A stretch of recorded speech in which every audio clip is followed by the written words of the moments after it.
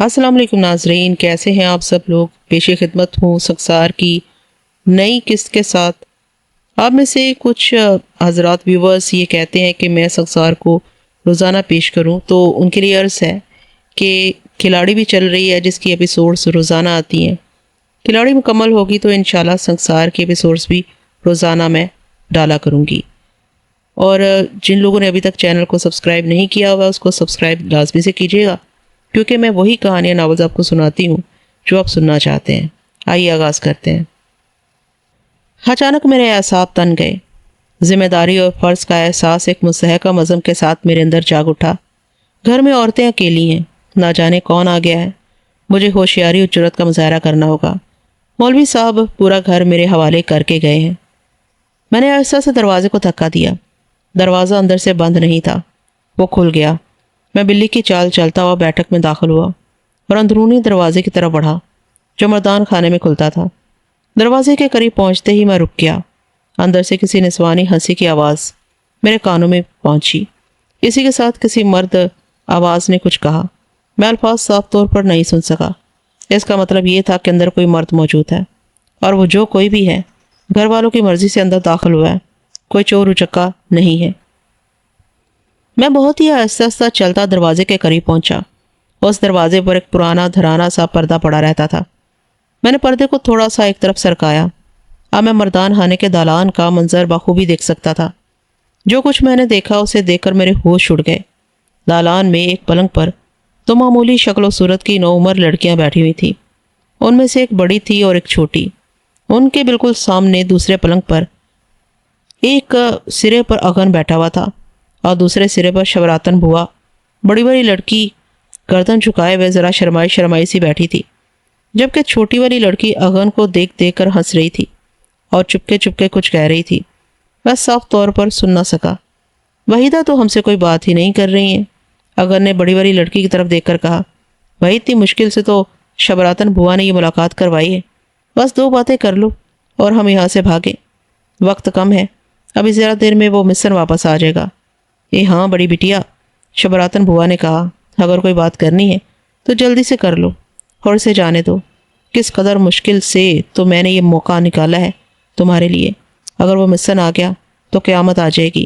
کیوں بڑھاپے میں میری سفیدی میں سیاہی لگواؤ کی؟ اللہ ہم کیا بات کریں؟ وحیدہ نے نظریں اٹھا کر ایک لمحے کے لیے اغن کے چہرے کی طرف دیکھا، پھر نظریں جھکا لیں۔ بھائی ہمیں نہیں آتی کوئی بات کرنا۔ چھوٹی والی لڑکی یعنی حمیدہ پھر کھلکھلا کر ہنس پڑی۔ لو اغن بھائی، ہماری آپا تو تمہیں دیکھ کر بات کرنا ہی بھول گئی۔ اللہ اللہ، یہ 7 پردوں میں بیٹھنے والی بیویاں! میرا سارا وجود لرز کا رہ گیا۔ میں تھکے تھکے قدموں سے خاموشی سے وہاں سے واپس چلا آیا۔ میرا دل و دماغ میں جیسے آندھیاں چل رہی تھی۔ اغن کی ساری نوازشات کا مطلب میرے سمجھ میں آ گیا تھا، اور چند روز پہلے کا وہ منظر میری نظروں میں گھوم گیا جب میں نے اغن اور شبراتن بوا کو گلی کے نکڑ پر کھڑے ہوئے رازدارانہ انداز میں باتیں کرتے ہوئے دیکھا تھا، اور وہ دونوں مجھے آتا دیکھ کر اچانک خاموش ہو گئے تھے۔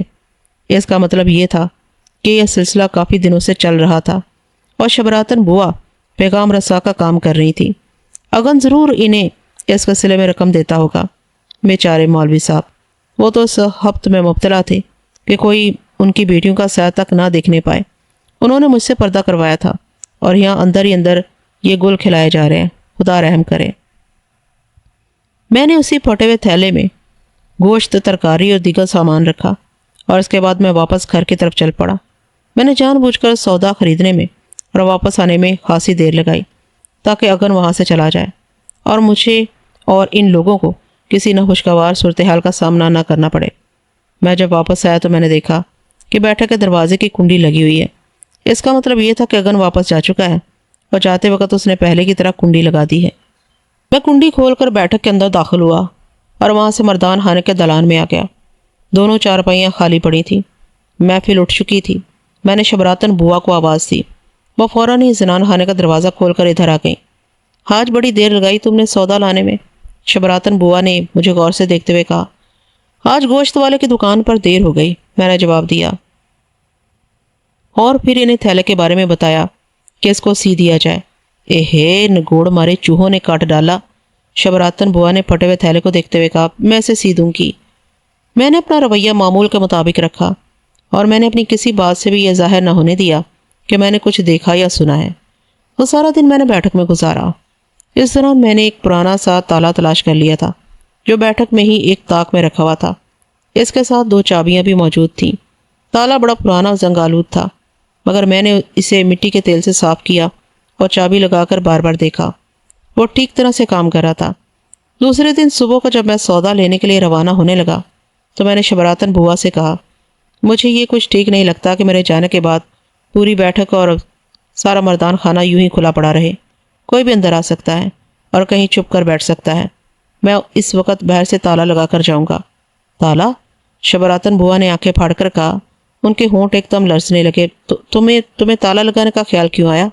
شبراتن بوا گھبرا گئی تھی۔ اس وجہ سے شبراتن بوا کے شہر بھر کے لوگوں کو معلوم ہے کہ مولوی صاحب گھر میں نہیں ہیں۔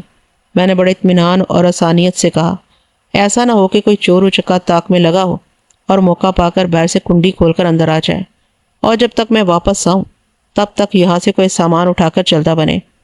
یہ تو میں بیٹھ جاؤں گی بیٹھک میں اس وقت تک جب تک کہ تم سودا لے کر واپس نہیں آ جاؤ گے۔ شبراتن بوا نے فوراً متبادل تجویز پیش کی۔ اس کی ضرورت نہیں ہے شبراتن بوا، میں نے کہا، تم اپنا وقت کیوں خراب کرو؟ 1000 کام ہوتے ہیں تمہیں بھی، میں تالا لگا کر جاؤں گا۔ میرا لہجہ اتنا مستحکم تھا کہ شبراتن بوا آگے کچھ نہ بول سکی۔ مجھے معلوم تھا کہ وہ زیادہ اصرار اس لیے نہیں کر سکیں گی کہ خود ان کے دل میں چور ہے۔ انہوں نے گہری نظروں سے میرے چہرے کی طرف دیکھا۔ وہاں کوئی خاص تاثر نہیں تھا، تاہم میرے لیے یہ کہنا مشکل تھا کہ شبراتن بوا مطمئن ہو گئی ہیں یا نہیں۔ میں نے باہر نکل کر بیٹھک کے دروازے پر تالا لگایا، چابی جیب میں رکھی اور چل پڑا۔ میں جب سودا لے کر واپس آ رہا تھا تو راستے میں مجھے اغن ملا۔ اس نے کچھ عجیب سی نظروں سے مجھے دیکھا۔ مجھے یقین آ گیا کہ وہ مولوی صاحب کے گھر کی طرف سے ہی آ رہا ہے، اور بیٹھک کے دروازے میں تالا لگا دیکھ کر اسے تشویش لاحق ہو گئی ہے۔ لیکن میں نے اپنے چہرے سے کوئی تاثر ظاہر نہیں ہونے دیا۔ کہاں گھوم رہے ہو صبح صبح؟ میں نے ہنستے ہوئے بے تکلفانہ انداز میں اس سے کہا۔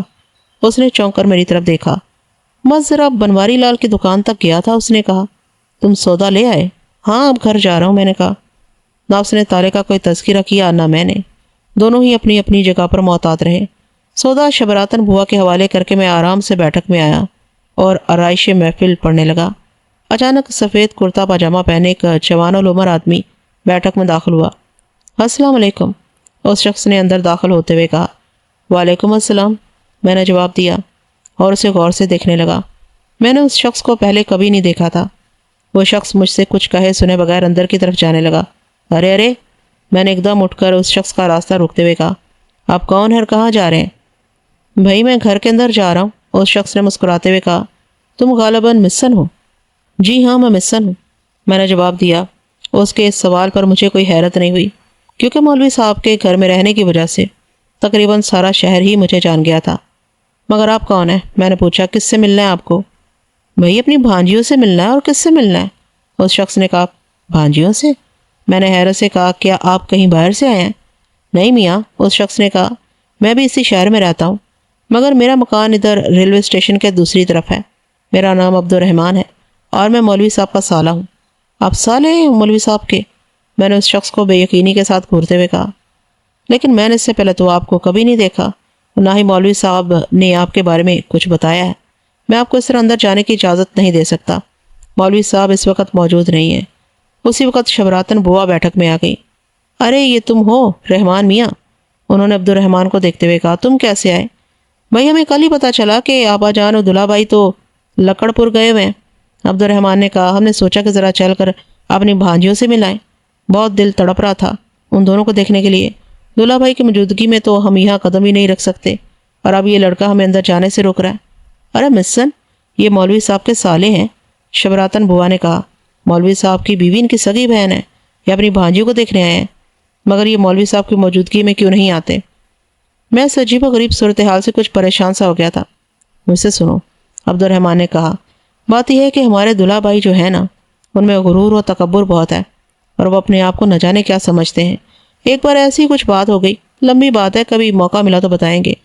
بس یوں سمجھو کہ اس کے بعد سے تعلقات خراب ہو گئے۔ دلہا بھائی نے ہم لوگوں سے قطع تعلق کر لیا اور کہہ دیا کہ ہم لوگ ان کے گھر نہ آیا کریں۔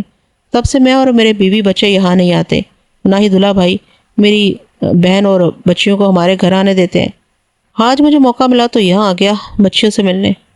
اے میاں ضرور ملو بچیوں سے، شبراتن بوا نے کہا۔ دونوں لڑکیاں تمہیں اور اپنی ممانی کو کتنا یاد کرتی ہیں، مگر مولوی صاحب کی وجہ سے دم نہیں مار سکتی۔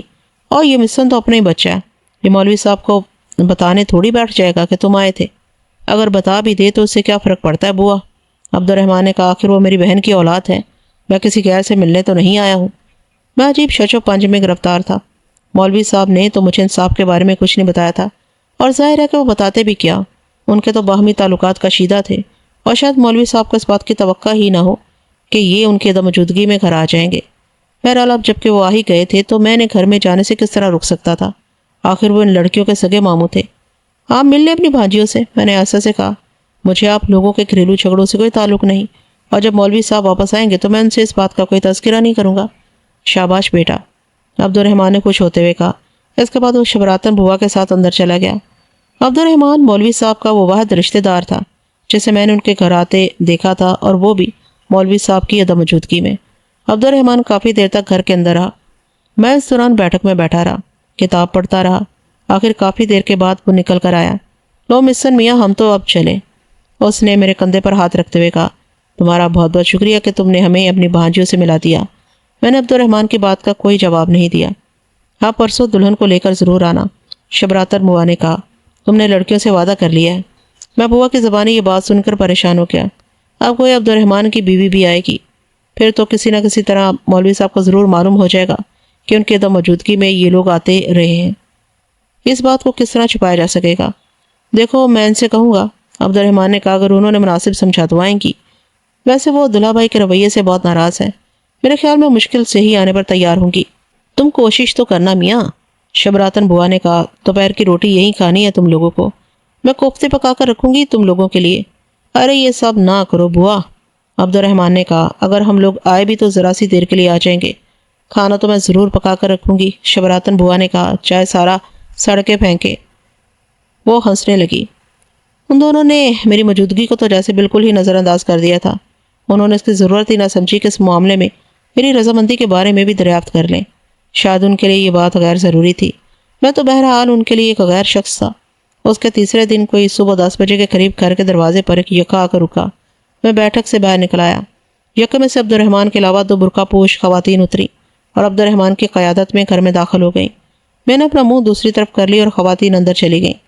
ایک تو ضرور عبد الرحمن کی بیوی ہوگی، میں نے سوچا، مگر دوسری کون ہے؟ میں کسی سے پوچھ بھی نہیں سکتا تھا۔ عبد الرحمن بیٹھک میں بیٹھ کر مجھ سے باتیں کرنے لگا۔ ہمارے گھر میں سے آئی ہیں، اس نے مجھے بتایا، اور ان کے ساتھ پیارے میاں کی بیٹی بھی آئی ہیں۔ پیارے میاں کی بیٹی یعنی اگن کی بہن؟ میں نے تعجب سے کہا۔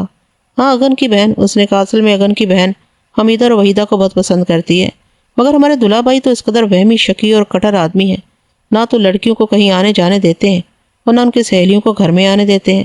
پیارے میاں کے گھر والوں سے ہمارے پرانے تعلقات ہیں۔ ہمارے گھر میں سے کہنے لگی کہ آپا جان کے گھر جا رہے ہیں تو سلو کو بھی لے جائیں۔ اس طرح سلو بھی ہم لوگوں کے ساتھ آ گئی۔ میں دل میں صورتحال پر خندہ زن تھا۔ ایک طرف تو مولوی صاحب گھر میں لڑکیوں کی سہیلیوں تک کو آنے نہیں دیتے، اور دوسری طرف یہاں گھر میں عشق کی یہ گرم بازاری تھی۔ بہت خوب۔ کھانے کے بعد وہ لوگ رخصت ہو گئے۔ شبراتن بوا، ان کے جانے کے بعد میں نے کہا، یہ سب کیا ہو رہا ہے؟ میری سمجھ میں کچھ نہیں آ رہا ہے۔ مولوی صاحب جب واپس آئیں گے تو اگر ان کو پتہ چلا تو وہ بہت ناراض ہوں گے۔ ارے بیٹا، ناراض تو وہ تب ہوں گے نا جب انہیں پتہ چلے گا، شبراتن بوا نے کہا۔ اگر انہیں بتائے گا کوئی نہیں تو کیسے معلوم ہوگا؟ مگر ایسی باتیں کہاں چھپی رہتی ہیں بوا، میں نے کہا۔ آخر کسی نہ کسی نے تو ان لوگوں کو آتے دیکھا ہوگا، یکے میں سے سواریوں کو اترتے یا سوار ہوتے دیکھا ہوگا۔ ہو سکتا ہے کہ کوئی مولوی صاحب سے تذکرہ کر دے۔ یہ کسی کو کیا پڑی ہے جو مولوی صاحب کو بتاتا پھرے گا؟ شبراتن بوا نے کہا، جب تک مولوی صاحب واپس آئیں گے کسی کو بھی یاد نہیں رہے گا کہ کون آیا تھا اور کون گیا تھا۔ اور پھر تم کیوں پریشان ہوتے ہو؟ آخر عبد الرحمن ان کے سالے ہیں، ان کے عزیز پیارے ہیں، وہ اور ان کی بیوی ان لوگوں کے لیے غیر تھوڑی ہیں۔ اگر وہ لوگ آگے تو کیا ہم انہیں ہاتھ پکڑ کر نکال دیتے؟ اور یہ سلو اگن کی بہن، میں نے کہا، یہ کیسے آئی تھی؟ ارے عبد الرحمن کے گھر سے بہت آنا جانا ان لوگوں کا، شبراتن بوا نے کہا۔ اور سلو تو وحیدہ کی بڑی پکی گوئیاں ہے، اسے تو جب معلوم ہوا کہ عبد الرحمن کی دلہن یہاں آ رہی ہے تو وہ بھی ساتھ میں آ گئی۔ اس میں کون سا غضب ہو گیا؟ بوا کے لہجے میں ناگواری تھی۔ میرے لیے تو کوئی غضب نہیں ہو گیا بوا، میں نے کہا۔ میں تو ان لوگوں میں سے کسی کو بھی نہیں جانتا، بات تو صرف مولوی صاحب کی ہے، میں تم سے صرف اتنا کہنا چاہتا ہوں کہ جب تک مولوی صاحب واپس نہ آ جائیں تم ذرا محتاط رہو۔ اے بھیا، تو میں نے کون سی بے احتیاطی کر دی؟ شبراتن بوا ایک دم نرم پڑ گئی۔ شاید میرے رویے نے انہیں ایسا کرنے پر مجبور کر دیا تھا۔ لڑکیوں کے سگے مامور ممانی ہی تو آئے تھے، میں نے کسی غیر کو تو گھر میں نہیں بلایا تھا۔ میرا جی چاہا کہ میں شبراتن بوا سے کہوں کہ مجھے معلوم ہے تم نے کسی غیر کو بھی گھر میں بلا لیا تھا۔ بجا نگر سے اپنی روانگی کے ٹھیک 12ویں دن مولوی صاحب لکڑ پور سے واپس آ گئے تھے۔ جس وقت یکا آ کر رکا اس وقت سویر کے کوئی 3 بجے تھے اور میں اپنے معمول کے مطابق بیٹھک میں بیٹھا ہوا تھا۔ مولوی صاحب اور ان کی بیوی یکے سے اترے اور میں انہیں دیکھتے ہی باہر آ گیا تاکہ سامان اتروانے میں ان کی مدد کر سکوں۔ مولوی صاحب کی بیوی تو سیدھی گھر کے اندر چلی گئی اور میں مولوی صاحب سامان اتروانے لگے۔ یکے والا ہماری مدد کر رہا تھا۔ آخر سارا سامان بیٹھک میں آ گیا۔ سب ٹھیک ٹھاک تو رہا ہے نا مسن بیٹے؟ مولوی صاحب نے نرمی سے مجھ سے پوچھا۔ کوئی خاص بات تو نہیں ہوئی؟ نہیں مولوی صاحب، میں نے کہا خاص بات کیا ہوتی، بس لوگ آتے رہے، آپ کو پوچھتے رہے، میں انہیں آپ کے بارے میں بتاتا رہا۔ شاباش بیٹا۔ مولوی صاحب نے اچانک شفقت سے میرے کندھے پر ہاتھ رکھ دیا۔ تم نے میری عدم موجودگی میں گھر کو سنبھالے رکھا، تم واقعی بہت اچھے لڑکے ہو، مجھے تم پر پورا بھروسہ ہے۔ اس کے بعد مولوی صاحب اندر چلے گئے اور میں نے سامان اٹھا کر میدان خانے میں پہنچایا۔ عصر کے بعد مولوی صاحب باہر آئے اور بیٹھک ان کے وجود سے ایک بار پھر آباد ہو گئی۔ آپ کے بھائی صاحب اب کیسے ہیں؟ میں نے ان سے پوچھا۔ اللہ کا فضل ہے میاں، انہوں نے کہا، بس میرے پہنچنے ہی ان کی طبیعت ٹھیک ہونا شروع ہو گئی۔ میں نے انہیں کچھ تعویذ دی اور دفعہ بلیات کے لیے کچھ عمل کیے اور اللہ نے شفا دے دی۔ اب تو تقریباً بالکل ہی ٹھیک ہے۔ مولوی صاحب کی واپسی کی جلد ہی لوگوں کی اطلاع ہو گئی اور دوسرے دن سے بیٹھک کا کاروبار حسب سابق چل پڑا۔ مولوی صاحب کے تقریباً سبھی دوستوں نے آ کر ان کے بھائی کی خیریت دریافت کی۔ پیارے میاں نے اپنے بیٹے کے ساتھ آ کر مولوی صاحب سے ان کے بھائی کی طبیعت کے بارے میں پوچھا۔ پیارے میاں یا اغن دونوں میں سے کسی نے بھی مولوی صاحب سے اس بات کا ذکر نہیں کیا کہ سلو عبد الرحمن اس کی بیوی کے ساتھ ان کے گھر آئی تھی۔ مولوی صاحب کی آمد کو تقریباً 1 ہفتہ گزر چکا تھا اور سارے معاملات حسب سابق جاری تھے۔ دوپہر کا وقت تھا اور مولوی صاحب ظہر کی نماز پڑھنے کے بعد بیٹھک میں بیٹھے ہوئے بدرنگ بادامی کاغذوں پر کچھ نقش بنا رہے تھے۔ اس وقت بیٹھک میں ان کے اور میرے علاوہ کوئی نہیں تھا۔ اچانک پیارے میاں بیٹھک میں داخل ہوئے اور انہوں نے مولوی صاحب کو سلام کیا۔ مولوی صاحب نے ان کے سلام کا جواب دیا۔ پیارے میاں آج مجھے کچھ غیر معمولی طور پر بنے سورے نظر آئے۔ انہوں نے دھوبی کے دھلے ہوئے بالکل نئے کپڑے پہنے ہوئے تھے جو کلف سے سخت ہو رہے تھے۔ انہوں نے بالوں میں خوشبودار تیل ڈال کر بڑی اچھی طرح کنگھی کی ہوئی تھی اور شاید تھوڑا سا تیل منہ پر بھی مل لیا تھا کیونکہ ان کا چہرہ خوب چمک رہا تھا۔ اور سب سے زیادہ اہم بات یہ تھی کہ ان کے ہاتھ میں مٹھائی کی ایک ڈلیا تھی۔ یہ آپ کے لیے ہے مولوی صاحب۔ پیارے میاں نے مٹھائی کی ڈلیا مولوی صاحب کی طرف بڑھاتے ہوئے مسکرا کر کہا۔ یہ کوئی خاص بات نہیں تھی، بہت سے لوگ مولوی صاحب کے لیے مٹھائیاں، پھل اور دیگر نذرانے لاتے رہتے تھے۔ دیہات سے آنے والے لوگ اکثر گڑ، گھی، اناج، مکھن، پنیر اور اسی قسم کی چیزیں لاتے تھے۔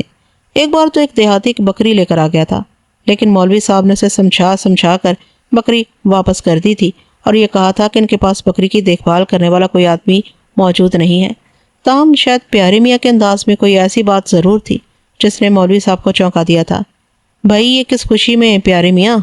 مولوی صاحب نے پوچھا، حالانکہ وہ نذرانے لانے والوں سے کبھی یہ سوال نہیں پوچھتے تھے کہ وہ نذرانہ کیوں لائے ہیں۔ ارے مولوی صاحب، بس ایک حقیر سی نظر ہے ہماری طرف سے، اور کیا؟ پیارے میاں نے قدر خوش آمدانہ انداز میں کہا۔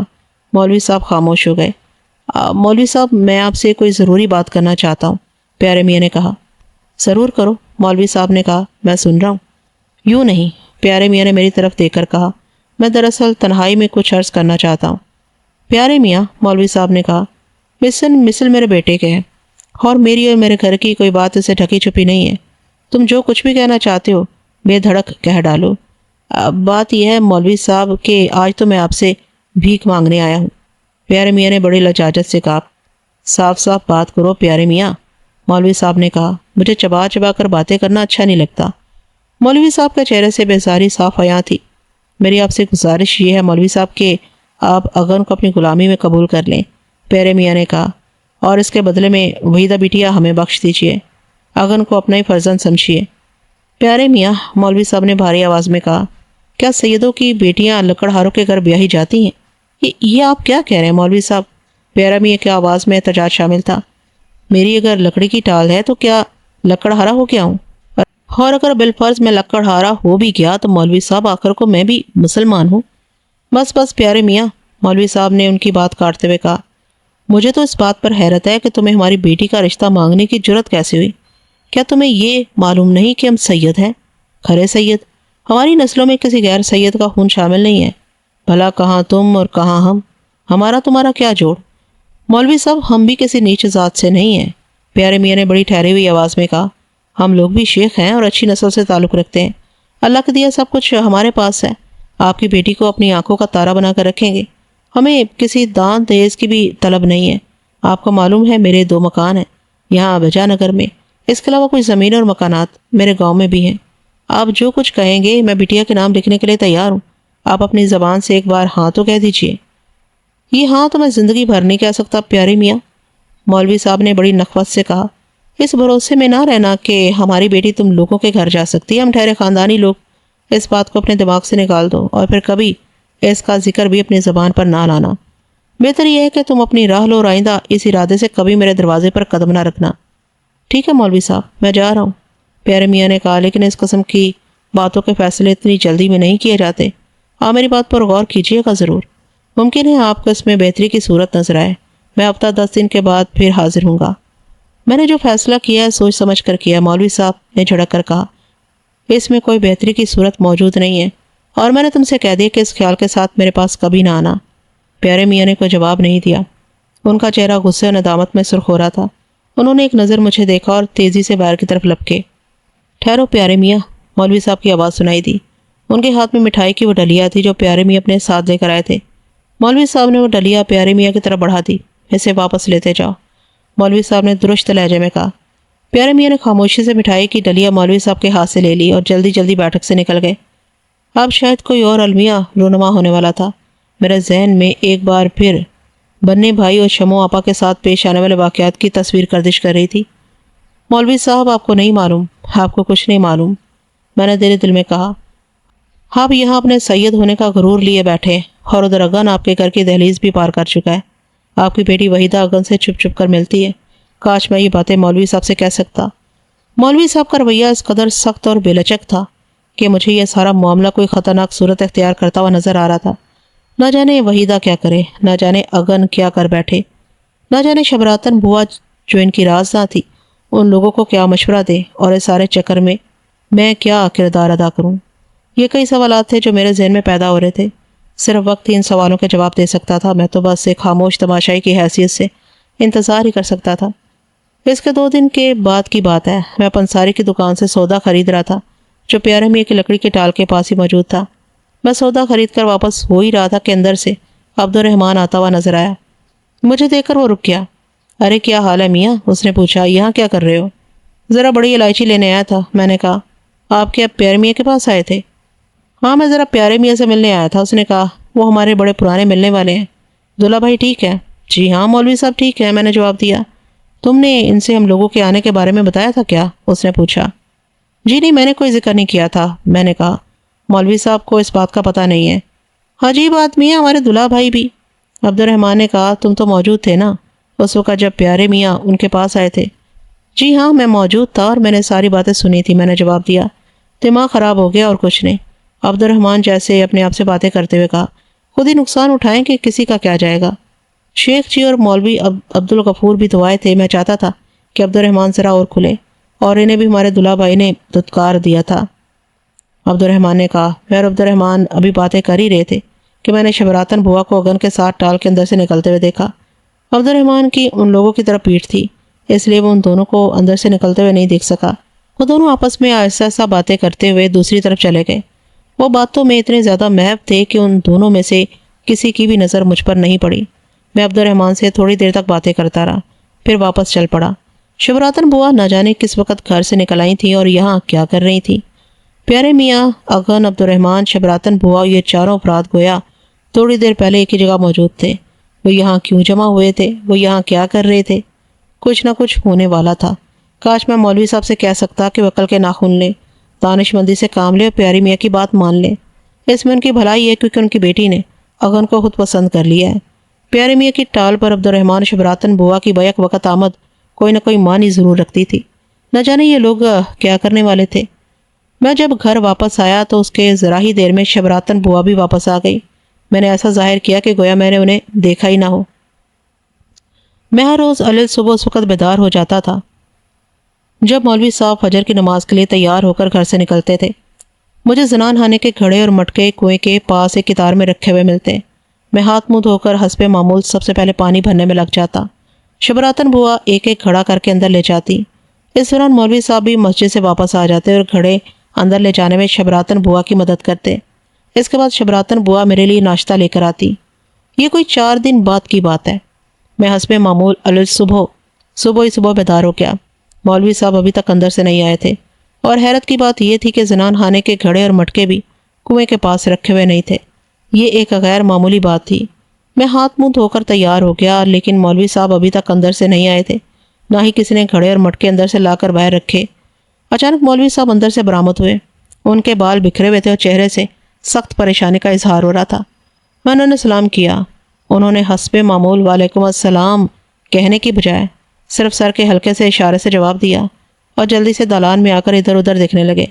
میں حیران تھا کہ وہ کیا تلاش کر رہے ہیں۔ اس کے بعد وہ اچانک میری کوٹری میں گھس گئے۔ میرے سمجھ میں نہیں آ رہا تھا کہ وہ کیا کر رہے ہیں۔ میری کوٹری سے نکل کر وہ سامنے والی دوسری کوٹری میں چلے گئے۔ وہاں سے نکلے تو دالان میں کھڑے ہو کر کچھ سوچنے لگے، پھر ایک دم بیٹھک کی طرف چلے گئے۔ میں نے سمجھا وہ باہر جا رہے ہیں، لیکن وہ فوراً ہی بیٹھک سے واپس آ گئے اور ایک بار دالان میں کھڑے ہو کر کچھ سوچنے لگے۔ کیا آپ کچھ تلاش کر رہے ہیں مولوی صاحب؟ آخر میں نے ان سے پوچھ ہی لیا۔ ہاں وہ نہیں تو، انہوں نے اٹک اٹک کر کہا، پھر جلدی سے زنان خانے کے اندر چلے گئے۔ میں ان سے پوچھنے والا تھا کہ آج پانی کے گھڑے اور مٹکے موجود نہیں ہیں، میں پانی کس طرح بھروں، لیکن انہوں نے مجھے کچھ موقع ہی نہیں دیا اور زنان خانے میں چلے گئے۔ میں سخت پریشان تھا کہ آخر معاملہ کیا ہے۔ میں خاموشی سے دالان میں کھڑا ہوا سوچ رہا تھا کہ کیا کروں۔ شبراتن بوا بھی باہر نہیں تھی، جو ان سے کوئی بات کرتا اور یہ کہتا کہ پانی کے گھڑے اور مٹکے بھجوا دے تاکہ میں پانی بھر سکوں۔ اتنے میں مولوی صاحب دوبارہ برآمد ہوئے۔ وہ اتنے ہی پریشان اور حواس بہتا نظر آ رہے تھے۔ ان کے پیچھے پیچھے شبراتن بوا بھی تھی، وہ بھی خاصی بدحواس لگ رہی تھی۔ بوا آج پانی کے گھڑے نہیں رکھے؟ میں نے ان سے پوچھا۔ پانی کے گھڑے؟ بوا کے بجائے مولوی صاحب بول اٹھے۔ وہ ہاں اچھا میں لے آتا ہوں، اور وہ جلدی سے پھر اندر چلے گئے۔ ان کے اندر جاتے ہی میں شبراتن بوا کی طرف بڑھا، وہ بھی تیزی سے میرے قریب آ گئی۔ کیا بات ہے بوا؟ میں نے سرگوشی میں پوچھا۔ مولوی صاحب اتنے پریشان کیوں ہیں؟ آپ نے ہی تک رکھنا اس بات کو بیٹا، شبراتن بوا نے محتاط نظروں سے دروازے کی طرف دیکھتے ہوئے کہا۔ بڑی بیٹیاں غائب ہو گئی ہیں۔ ارے کیا؟ ایک دم میری زبان سے نکلا، اور شبراتن بوا ابھی اور کچھ کہنے بھی نہ پائی تھی کہ مولوی صاحب اندر سے 2 گھڑے لیے ہوئے نکلے۔ میں نے جلدی سے آگے بڑھ کر گھڑے سنبھال لیے۔ مولوی صاحب کا سانس تیزی سے چل رہا تھا، حالانکہ گھڑے بالکل خالی تھے، اور روزانہ تو مولوی صاحب بھرے ہوئے گھڑے اٹھا کر لے جاتے تھے۔ آج شاید ان کی ہمت جواب دے گئی تھی، خالی گھڑے اٹھانے میں ان کا سانس پھول گیا تھا۔ لو پانی بھر دو، مولوی صاحب نے مجھ سے کہا۔ میں کنویں کی طرف بڑھا۔ اچانک مولوی صاحب نے مجھے روک دیا۔ ٹھہرو۔ میں رک گیا اور مولوی صاحب کی طرف دیکھنے لگا، اس انتظار میں کہ وہ کچھ بولیں، لیکن وہ پھر خاموش ہو گئے تھے۔ شبراتن بوا تم اندر جاؤ، مولوی صاحب نے بوا سے کہا، اور وہ خاموشی سے اندر چلی گئی۔ رات کو کوئی ادھر سے آیا گیا تو نہیں تھا؟ مولوی صاحب نے مجھ سے پوچھا۔ اگر کوئی آتا جاتا تو میری آنکھ کھل جاتی، میں نے کہا۔ میں تو آج کل دلانی میں سوتا ہوں، مجھے تو کوئی آہٹ نہیں لگی۔ اچھا تم یوں کرو کہ ذرا شیخ جی کے گھر چلے جاؤ، مولوی صاحب نے اٹک اٹک کر کہا۔ ان سے کہنا کہ مجھے ان سے بڑا ضروری کام ہے، وہ خود آ جائیں۔ اچھی بات ہے، میں چلا جاتا ہوں، میں نے کہا۔ پانی واپس آ کر بھر لوں گا۔ پانی کی کوئی جلدی نہیں ہے، مولوی صاحب نے کہا، بس تم چلے جاؤ۔ میں جاتا ہوں، میں نے کہا۔ لیکن ٹھہرو۔ اچانک مولوی صاحب نے اپنا ارادہ پھر بدل دیا۔ ابھی بہت صبح ہے، ابھی نہ جاؤ، وہ تھوڑی دیر سے اٹھتے ہیں، ذرا رک کر جانا۔ تم ناشتہ کر لو، میں شبراتن کو بھیجتا ہوں، ناشتہ کرتے ہی روانہ ہو جانا، پانی کی فکر مت کرنا۔ جیسا آپ کہیں، میں نے کہا۔ مولوی صاحب پھر تیزی سے گھر کے اندر چلے گئے۔ میں ان کی دلی کیفیت اور اندرونی اضطراب کو بخوبی سمجھ سکتا تھا۔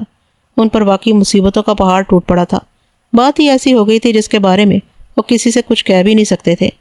وحیدہ غائب ہو گئی تھی۔ ظاہر ہے کہ یہ بات تو مولوی صاحب بھی بخوبی سمجھتے ہوں گے کہ اس کے غائب ہونے میں لازمی طور پر پیارے میاں کے گھر والوں کا ہاتھ ہے، لیکن مولوی صاحب شاید یہ نہ سمجھتے ہوں کہ وحیدہ کو زبردستی نہیں لے جایا گیا ہے، بلکہ وہ اپنی مرضی سے فرار ہوئی ہے۔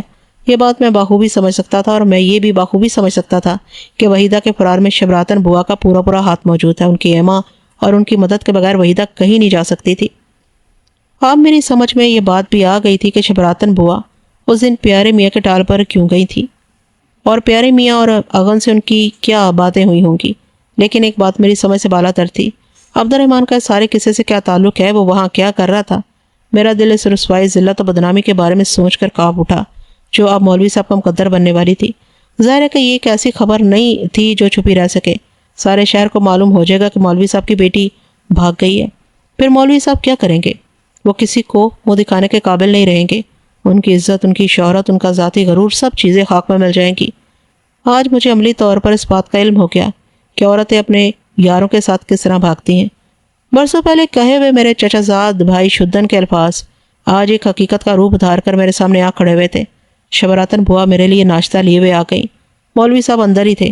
کچھ پتہ نہیں چلا کہاں گئی ہیں؟ میں نے چپکے سے شبراتن بوا سے پوچھا۔ اے بھیا، پتہ کیسے چلے گا؟ شبراتن بوا نے ایسا سے کہا۔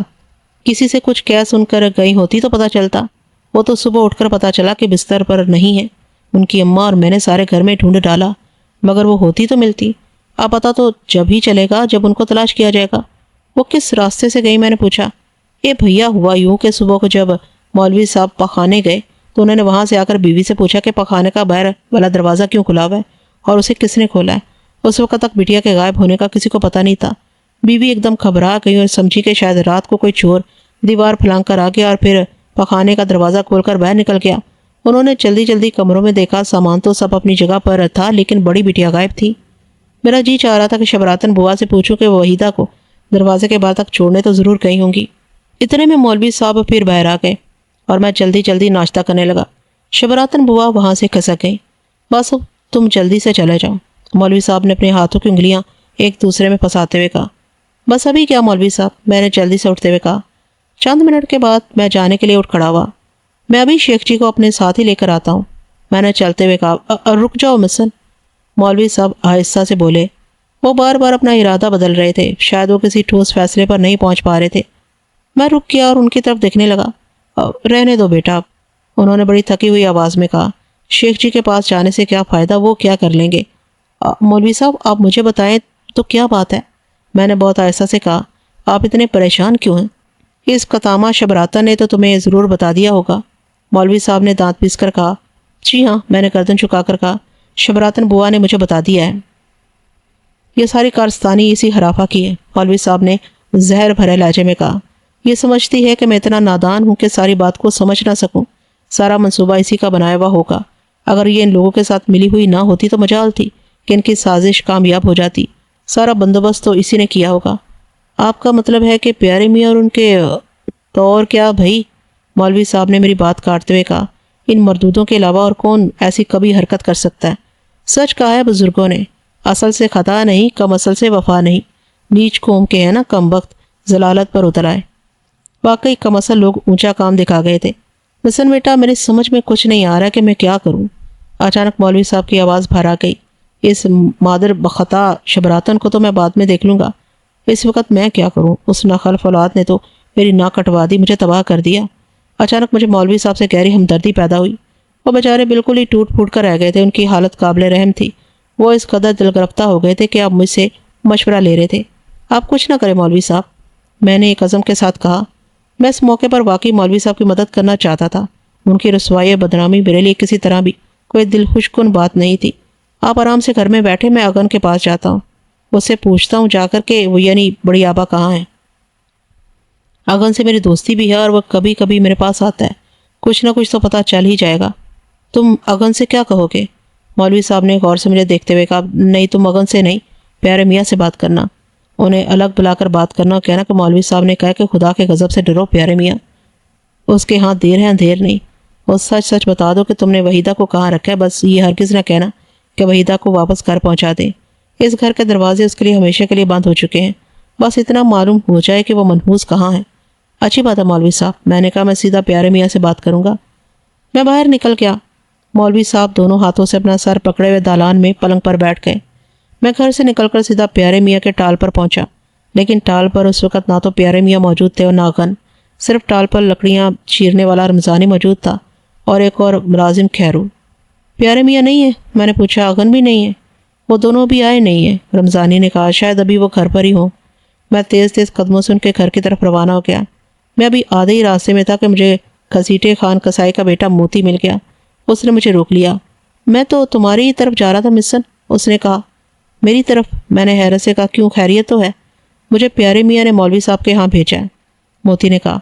پیارے میاں نے مولوی صاحب سے کہلوایا ہے کہ عبد الرحمن کے گھر پر مولوی صاحب کی بڑی بیٹی کا نکاح ہے اگن کے ساتھ، وہ وہاں پہنچ جائیں۔ بڑی بیٹی کا نکاح؟ میرا منہ حیرت سے کھلا کا کھلا رہ گیا۔ اگن کے ساتھ؟ ہاں، موتی نے کہا۔ پیارے میاں نے مجھ سے یہی کہا تھا۔ کب ہے نکاح؟ میں نے مضطرب لہجے میں پوچھا۔ بس ہونے والا ہے، موتی بولا۔ پیارے میاں نے کہا کہ مولوی صاحب فوراً آ جائیں۔ میں بے تحاشا گھر کی طرف بھاگا۔ میں تیر کی طرح بیٹھک کے اندر داخل ہوا اور میں نے پھولی ہوئی سانسوں کے ساتھ مولوی صاحب کی آواز لگانے لگا۔ مولوی صاحب شاید اندر تھے۔ میں مردان خانے کے دلان میں آ کر زور زور سے انہیں پکارنے لگا۔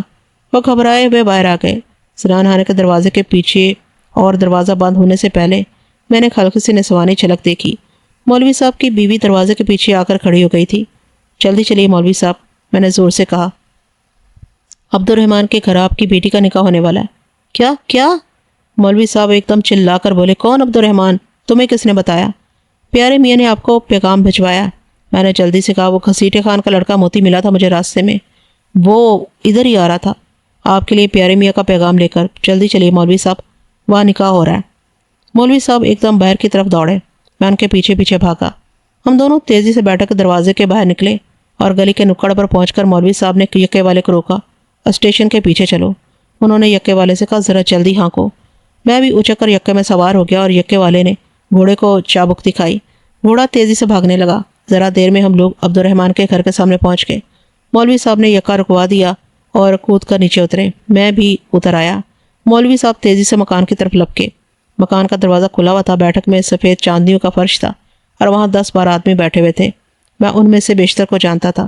ان میں مولوی عبدالغفور تھے، شیخ جی تھے، عبد الرحمن تھے، پیارے میاں تھے اور دوسرے لوگ تھے۔ اگن گلے میں پھولوں کا ہار ڈالے ہاتھ میں رومال لیے ہوئے بیٹھا تھا۔ ایک لڑکا لوگوں میں چھہارے تقسیم کر رہا تھا۔ اس کا مطلب یہ تھا کہ نکاح ہو چکا تھا۔ مولوی صاحب کو دیکھتے ہی سارے لوگ اٹھ کھڑے ہوئے۔ آئیے مولوی صاحب۔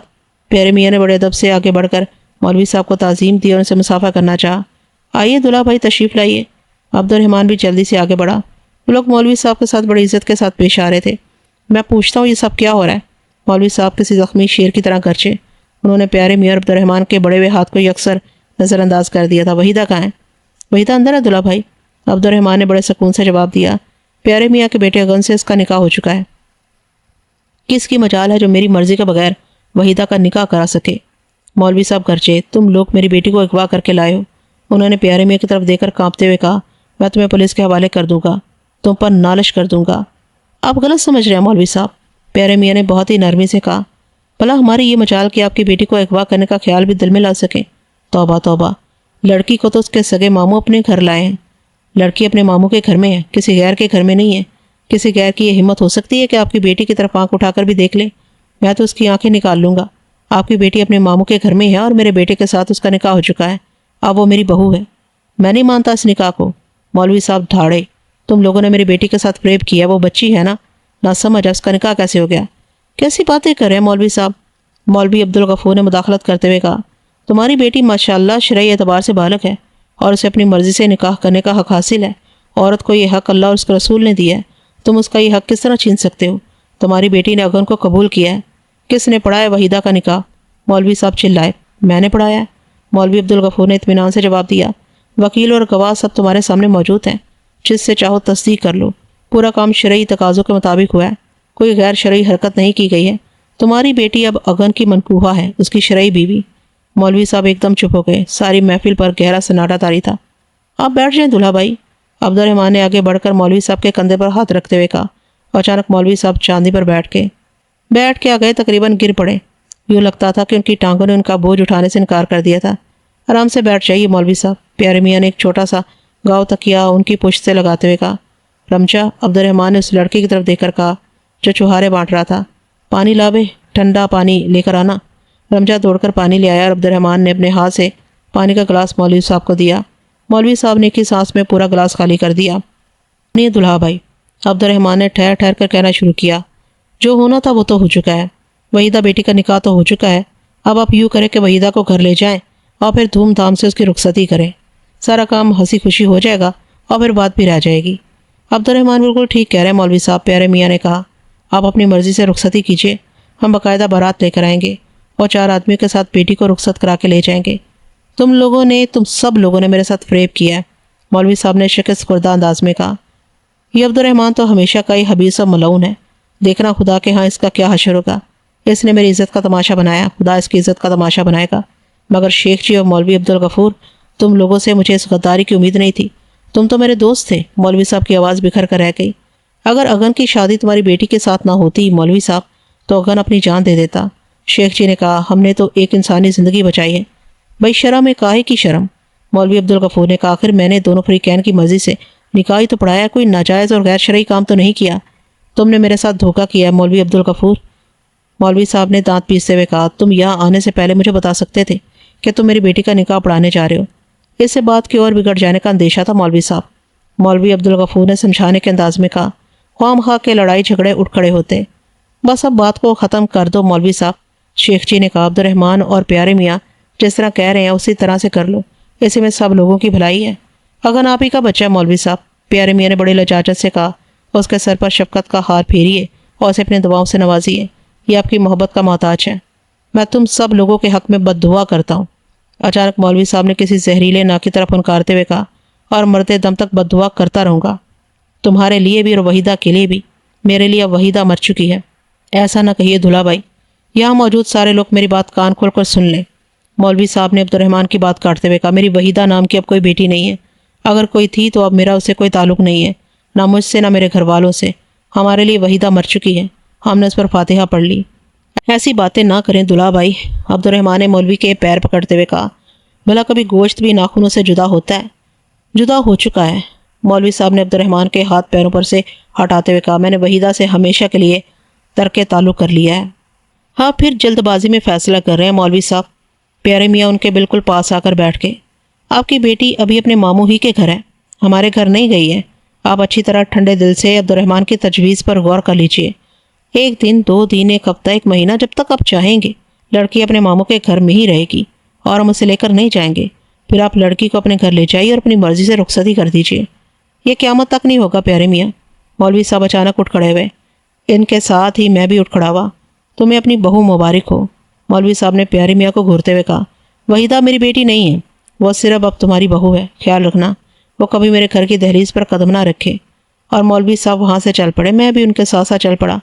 آپ ذرا دیر رکے تو دلہا بھائی، عبد الرحمن نے ان کے کرتے کا دامن پکڑتے ہوئے کہا، میں ابھی گھر جا کر آپا جان کو لے کر آتا ہوں، ان سے کہتا ہوں کہ دلہا بھائی نے بلایا، آپ آپا جان سے تو مشورہ کر لیں، اگر تم چاہو تو میں تمہاری آپا جان کو طلاق دے سکتا ہوں۔ مولوی صاحب نے آپے سے باہر ہوتے ہوئے کہا، کوئی میرے معاملے میں دخل نہ دے۔ مولوی صاحب باہر نکل آئے، میں سائے کی طرح ان کے ساتھ ساتھ لگا ہوا تھا۔ یکے والا باہر موجود تھا۔ مولوی صاحب یکے میں بیٹھ گئے اور میں ان کے ساتھ بیٹھ گیا۔ اب کہاں چلوں مولوی صاحب؟ یکے والے نے پوچھا۔ گھر چلو، مولوی صاحب نے کہا اور یکا گھر کی طرف روانہ ہو گیا۔ مولوی صاحب جب گھر کے سامنے یکے سے اترے تو وہ اچانک مجھے بہت بوڑھے نظر آنے لگے۔ مجھے ایسا لگا جیسے گزشتہ چند گھنٹوں کے دوران ان کی عمر میں یکایک کئی برسوں کا اضافہ ہو گیا ہے۔ وہ تھکے تھکے اور بوجھل قدموں سے بیٹھک میں داخل ہوئے۔ یکے والا کرایہ لے کر چلا گیا۔ شبراتن بوا بیٹھک کے اس طرف مردانے دلان میں ہم لوگوں کی منتظر تھی۔ مولوی صاحب نے قہر بھری نظروں سے شبراتن کو دیکھا۔ شبراتن، انہوں نے کہا، تم ابھی اور اسی وقت اپنا سامان سمیٹو اور یہاں سے اپنا منہ کالا کر جاؤ۔ مگر شبراتن بوا نے سہم کر کہا، میں نے کیا کیا مولوی صاحب؟ میرا کیا قصور ہے؟ تم اپنا قصور اچھی طرح جانتی ہو۔ مولوی صاحب نے کہا، میں اس گھر میں اب تمہاری منحوس صورت ایک منٹ کے لیے بھی نہیں دیکھ سکتا، مگر میں کہاں جاؤں گی مولوی صاحب؟ شبراتن بوا نے روتے ہوئے کہا، میرا تو کوئی بھی نہیں ہے، میں تو 10 سال سے آپ کا نمک کھا رہی ہوں اور تم نے خوب نمک حلالی کا ثبوت دیا ہے۔ مولوی صاحب نے کہا، کہیں بھی چلی جاؤ، تمہارے لیے تو گھر موجود ہیں، پیارے میاں کے گھر چلی جاؤ، عبد الرحمن کے گھر چلی جاؤ، وہ لوگ تو تمہیں ہاتھوں ہاتھ لیں گے، آخر کو حق نمک تو تم نے انہی لوگوں کا ادا کیا ہے۔ یہ آپ کیا کہہ رہے ہیں مولوی صاحب؟ شبراتن بوا نے روتے ہوئے کہا، میرا بھلا ان لوگوں سے کیا تعلق؟ زیادہ باتیں بنانے کی ضرورت نہیں ہے۔ مولوی صاحب نے چھڑک کر کہا، میں تمہاری منحوس شکل نہیں دیکھنا چاہتا، بس یہاں سے چلتی پھرتی نظر آؤ۔ اور اتنا کہہ کر مولوی صاحب گھر کے اندر چلے گئے۔ ان کے جاتے ہی شبراتن بوا رونا دھونا سب بھول کر سرگوشی میں مجھ سے بولی، یہ کیا نکاح ہو گیا بڑی بٹیا کا؟ ہاں، میں نے شبراتن بوا کو گھورتے ہوئے کہا، ہم لوگ جب پہنچے تو نکاح ہو چکا تھا۔ پھر شبراتن بوا نے پوچھا، اب مولوی صاحب کیا کریں گے؟ یہ تو مولوی صاحب ہی جانتے ہیں کہ وہ کیا کریں گے۔ میں نے کہا، تم یہ تو بتاؤ کہ تم کیا کرو گی؟ اے لو بھیا، کیا میرے ٹھکانے نہیں ہیں؟ شبراتن بوا نے کہا، ایک میری اکیلی جان ہے، کون سا میرے ساتھ ٹبر ہے؟ اللہ ہاتھ پیر سلامت رکھے، جس گھر میں جا کر کام کاج کروں گی 2 روٹیاں تو مل ہی جائیں گی۔ मौलवी साहब तो खामखा हाथ धोकर मेरे पीछे पड़ गए हैं। शबरातन बुआ बड़बड़ाती हुई अंदर चली गई। मैं दालान में चारपाई पर बैठ गया। तो ये हुआ इस किस्से का अंजाम। मैंने दिल ही दिल में सोचा, ये लोग तो बहुत ही तेज़ निकले, और ख़ास तौर से वहीदा। उसने तो कमाल ही कर दिखाया कि सफाई से घर से गायब हो गई। काश शम्मू आपा और बन्ने भाई के साथ भी ऐसी कोई सूरत बन जाती तो आज वो दोनों जिंदा रहते। लेकिन शम्मू आपा और बन्ने भाई के हालात मुख्तलिफ थे, और ख़ुद शम्मू आपा बहुत मुख्तलिफ थी। मुझे अपने गाल पर उस तमाचे की चोट आज तक याद थी जो शम्मू आपा मेरे उस वक़्त मारा था, जब मैंने कहा था कि वो बन्ने के साथ भाग जाएं। शायद शम्मू आपा ज़िंदगी भर ऐसा कदम नहीं उठा सकती थी, और शायद बन्ने भी ऐसा नहीं कर सकता था। उन दोनों की मदद करने वाला भी तो कोई मौजूद नहीं था, जबकि यहाँ पर अब्दुर्रहमान मौजूद था, शबरातन बुआ मौजूद थी, जिन्होंने इस सारे मामले में बहुत अहम किरदार अदा किया। शम्मू आपा का कोई मामू नहीं था। शम्मू आपा और बन्ने भाई तो बस एक दूसरे के लिए मर सकते थे, और वो मर गए। वो एक दूसरे को अपना न सके। मेरी आंखों में बेसाख्ता आंसू आ गए। भूली बसरी यादें बड़ी बेरहमी के साथ दिल को दुखा रही थी। अब तो बन्ने भाई और शम्मू आपा की हड्डियाँ भी कब्रों में गल सड़ गई होंगी। काश ये सब कुछ ना हुआ होता। आंसू बड़ी तेज़ी से मेरी आंखों से बहने लगे। थोड़ी देर बाद शबरातन बुआ तो बड़ी बड़ी गठरियाँ उठाए हुए अंदर से निकली। लो भैया, हम तो चले। उन्होंने मेरी तरफ देखकर कहा, मौलवी साहब का हुक्म है कि हम यहाँ से काला मुँह कर जाएं, सो हम काला मुँह किए जा रहे हैं। मगर तुम जा कहाँ रही हो शबरातन बुआ? मैंने पूछा। ये जहाँ हमारी बड़ी बिटियाँ हैं वहीं मैं भी चली जाऊँगी। शबरातन बुआ ने ठेठाई से कहा, उन्हीं के कदमों में पड़ जाऊँगी जाकर, वो मुझे कोई धुतकार थोड़ी देंगे। अच्छा भैया, कभी हमसे मिलने को जी चाहे तो अब्दुर्रहमान के घर आकर हमारे बारे में मालूम कर लेना, शबरातन बुआ ने कहा, और वो अपनी दोनों गठरियाँ संभाले हुए घर से बाहर निकल गई। उनके जाने के थोड़ी देर बाद मौलवी साहब बाहर आए। ये पैसे ले लो मिस्सन, उन्होंने मेरी तरफ हाथ बढ़ाते हुए कहा। कोई सौदा लाना? मैंने पूछा। नहीं, मौलवी साहब ने जवाब दिया, कोई सौदा नहीं लाना। तुम दोपहर को उन पैसों से बाजार से कोई चीज़ लेकर खा लेना। आज हमारे घर में खाना नहीं पक रहा है। और इसके साथ ही मौलवी साहब की आवाज़ भर आ गई। उनकी आंखें नमनाक हो गई। मैंने मौलवी साहब का ये रूप कभी नहीं देखा था। मैंने उन्हें हमेशा कट्टर, ज़िद्दी और मुतकब्बर इंसान की शक्ल में देखा था, लेकिन आज इस वक्त तो जैसे वो बिल्कुल टूट फूट कर रह गए थे। उनके गरूर और तकब्बुर की इमारत रेत की दीवारों की तरह बैठ गई थी। नहीं मौलवी साहब, मैंने उन्हें पैसे वापस करते हुए कहा, अगर आप लोग भूखे रहेंगे तो मैं भी भूखा रहूँगा। यह नामुमकिन है कि आप लोग कुछ ना खाएं और मैं खा लूँ। हम लोगों की बात और है मिस्सन बेटा, उन्होंने भराई हुई आवाज़ में कहा। हमारे मुंह पर तो कालक लग गई है, हम इसका जितना भी गम करें कम है, मगर तुम क्यों भूखे रहो? शाबाश, ये पैसे रख लो, बाहर जाकर कुछ खा लेना। मौलवी साहब ने ज़बरदस्ती पैसे मेरी जेब में डाल दिए। और देखो, आज बैठक में जो कोई भी आए कह देना कि मौलवी साहब सख्त बीमार हैं, वो किसी से मुलाकात नहीं कर सकते। सारे लोगों को वापस कर देना, मैं किसी से मिलना नहीं चाहता। बहुत अच्छा, मैंने कहा, लेकिन मौलवी साहब आप लोग खाना ज़रूर खाएं। मैंने खुशामदाना लहजे में कहा, इंसान रिज़्क़ को तो नहीं छोड़ सकता। हाँ बेटा, तुम ठीक कहते हो, मौलवी साहब ने कहा, इंसान रिज़्क़ को नहीं छोड़ सकता। खा लेंगे, इस वक्त नहीं खाएंगे तो रात को खा लेंगे। खाना खाए बगैर कोई मरता थोड़ी है। इसके बाद मौलवी साहब अंदर चले गए और मैं बैठक में आकर बैठ गया। थोड़ी देर गुजरी थी कि मास्टर रामनाथ उधर से गुजरे। वो बजानगर के स्कूल में पढ़ाते थे और कभी कभी मौलवी साहब के पास आकर बैठते थे।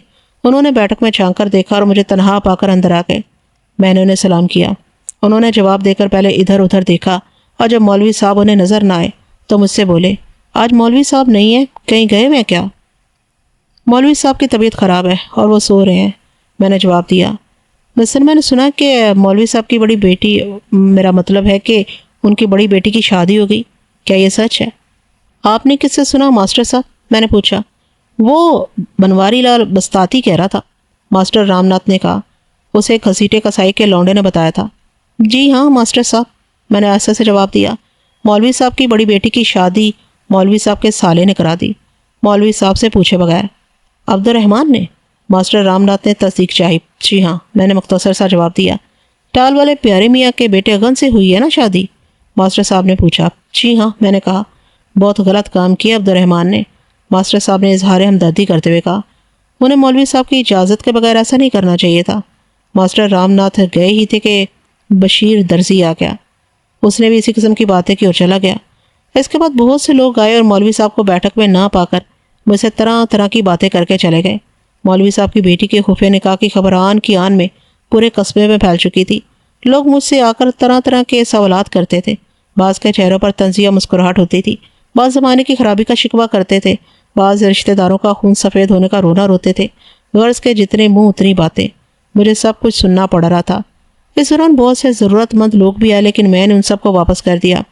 دوپہر تک میں بھوک کو ضبط کیے رہا، پھر ظہر کا وقت ہو گیا۔ میرا خیال تھا کہ مولوی صاحب نماز پڑھنے کے لیے مسجد جانے کی گھر سے باہر نکلیں گے، لیکن وہ باہر نہیں آئے۔ ظہر کا وقت گزر گیا، شاید مولوی صاحب نے گھر کے اندر ہی نماز پڑھی تھی۔ اب سورج واپسی کا سفر شروع کر چکا تھا اور بھوک میرے لیے ناقابل برداشت ہوتی جا رہی تھی۔ آخر مجھ سے ضبط نہ ہو سکا، میں نے بیٹھک کے دروازے کو باہر سے بند کر دیا اور بازار چلا گیا۔ وہاں میں نے محسوس کیا کہ کئی لوگ مجھے عجیب عجیب نظروں سے دیکھ رہے ہیں، اور پھر کئی لوگ مجھ سے اس بارے میں سوال جواب کرنے لگے۔ میں نے بمشکل ان سے اپنی جان چھڑائی۔ میں نے بنا حلوائی کی دکان پر جا کر کچھ پوریاں اور ترکاری لی اور جلدی سے کھا کر گھر کی طرف چلا۔ 3 دن گزر گئے۔ ان 3 دنوں کے دوران مولوی صاحب ایک بار بھی گھر سے باہر نہیں نکلے۔ بہت سے لوگ ان سے ملنے کے لیے آئے، لیکن مولوی صاحب کی ہدایت پر میں نے ان سب کو واپس کر دیا۔ آنے والوں میں ضرورت مندوں کے علاوہ مولوی صاحب کے کئی ذاتی دوست بھی تھے، لیکن مولوی صاحب کسی سے نہیں ملے۔ چوتھے دن کی بات ہے، کوئی 11 بجے صبح کا وقت تھا۔ میں بیٹھک میں اکیلا بیٹھا ہوا پڑھ رہا تھا کہ ایک تانگا آ کر رکا۔ اس کے گرد چادریں بندھی ہوئی تھی، اس کا مطلب تھا کوئی مہمان عورتیں آئی ہیں۔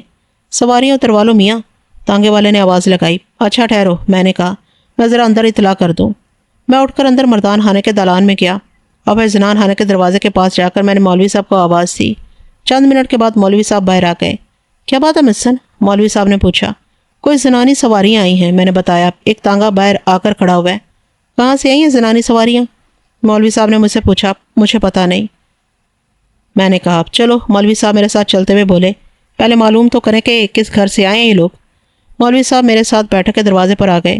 تانگا باہر ہی کھڑا ہوا تھا۔ تانگے والے نے مولوی صاحب کو سلام کیا اور انہوں نے جواب دیا۔ کس کے گھر سے سواریاں لائے ہو بھائی؟ مولوی صاحب نے تانگے والے سے پوچھا۔ شیخ ٹولے کے عبد الرحمن کے گھر سے، تانگے والے نے جواب دیا۔ شیخ ٹولے کے بعد عبد الرحمن کے گھر سے؟ مولوی صاحب نے ایک دم چونکتے ہوئے کہا۔ جی مولوی صاحب، تانگے والے نے کہا۔ نہیں بھائی نہیں، مولوی صاحب نے اپنی گردن ہلاتے ہوئے کہا۔ عبد الرحمن کے گھر والوں سے ہماری ملت داری ختم ہو چکی ہے۔ ان کے گھر کے لوگوں کو ہمارے گھر میں آنے کی ضرورت نہیں ہے، اور نہ ہی ہمارے گھر کے لوگ ان کے گھر جائیں گے۔ تم سواریوں کو واپس لے جاؤ اور عبد الرحمن سے کہہ دینا کہ ہمارا ان کا کوئی تعلق نہیں ہے۔ میں نے کچھ کہنا چاہا، لیکن مولوی صاحب کا غصے سے بھرا ہوا چہرہ دیکھ کر ہمت نہیں پڑی۔ جیسا حکم آپ کا مولوی صاحب، تانگے والے نے کہا۔ میں سواریاں واپس لے جاتا ہوں۔ ہاں واپس لے جاؤ، مولوی صاحب نے غصے سے کہا۔ اچھا مولوی صاحب، تانگے والے نے کہا اور گھوڑے کو آگے ہنکا دیا۔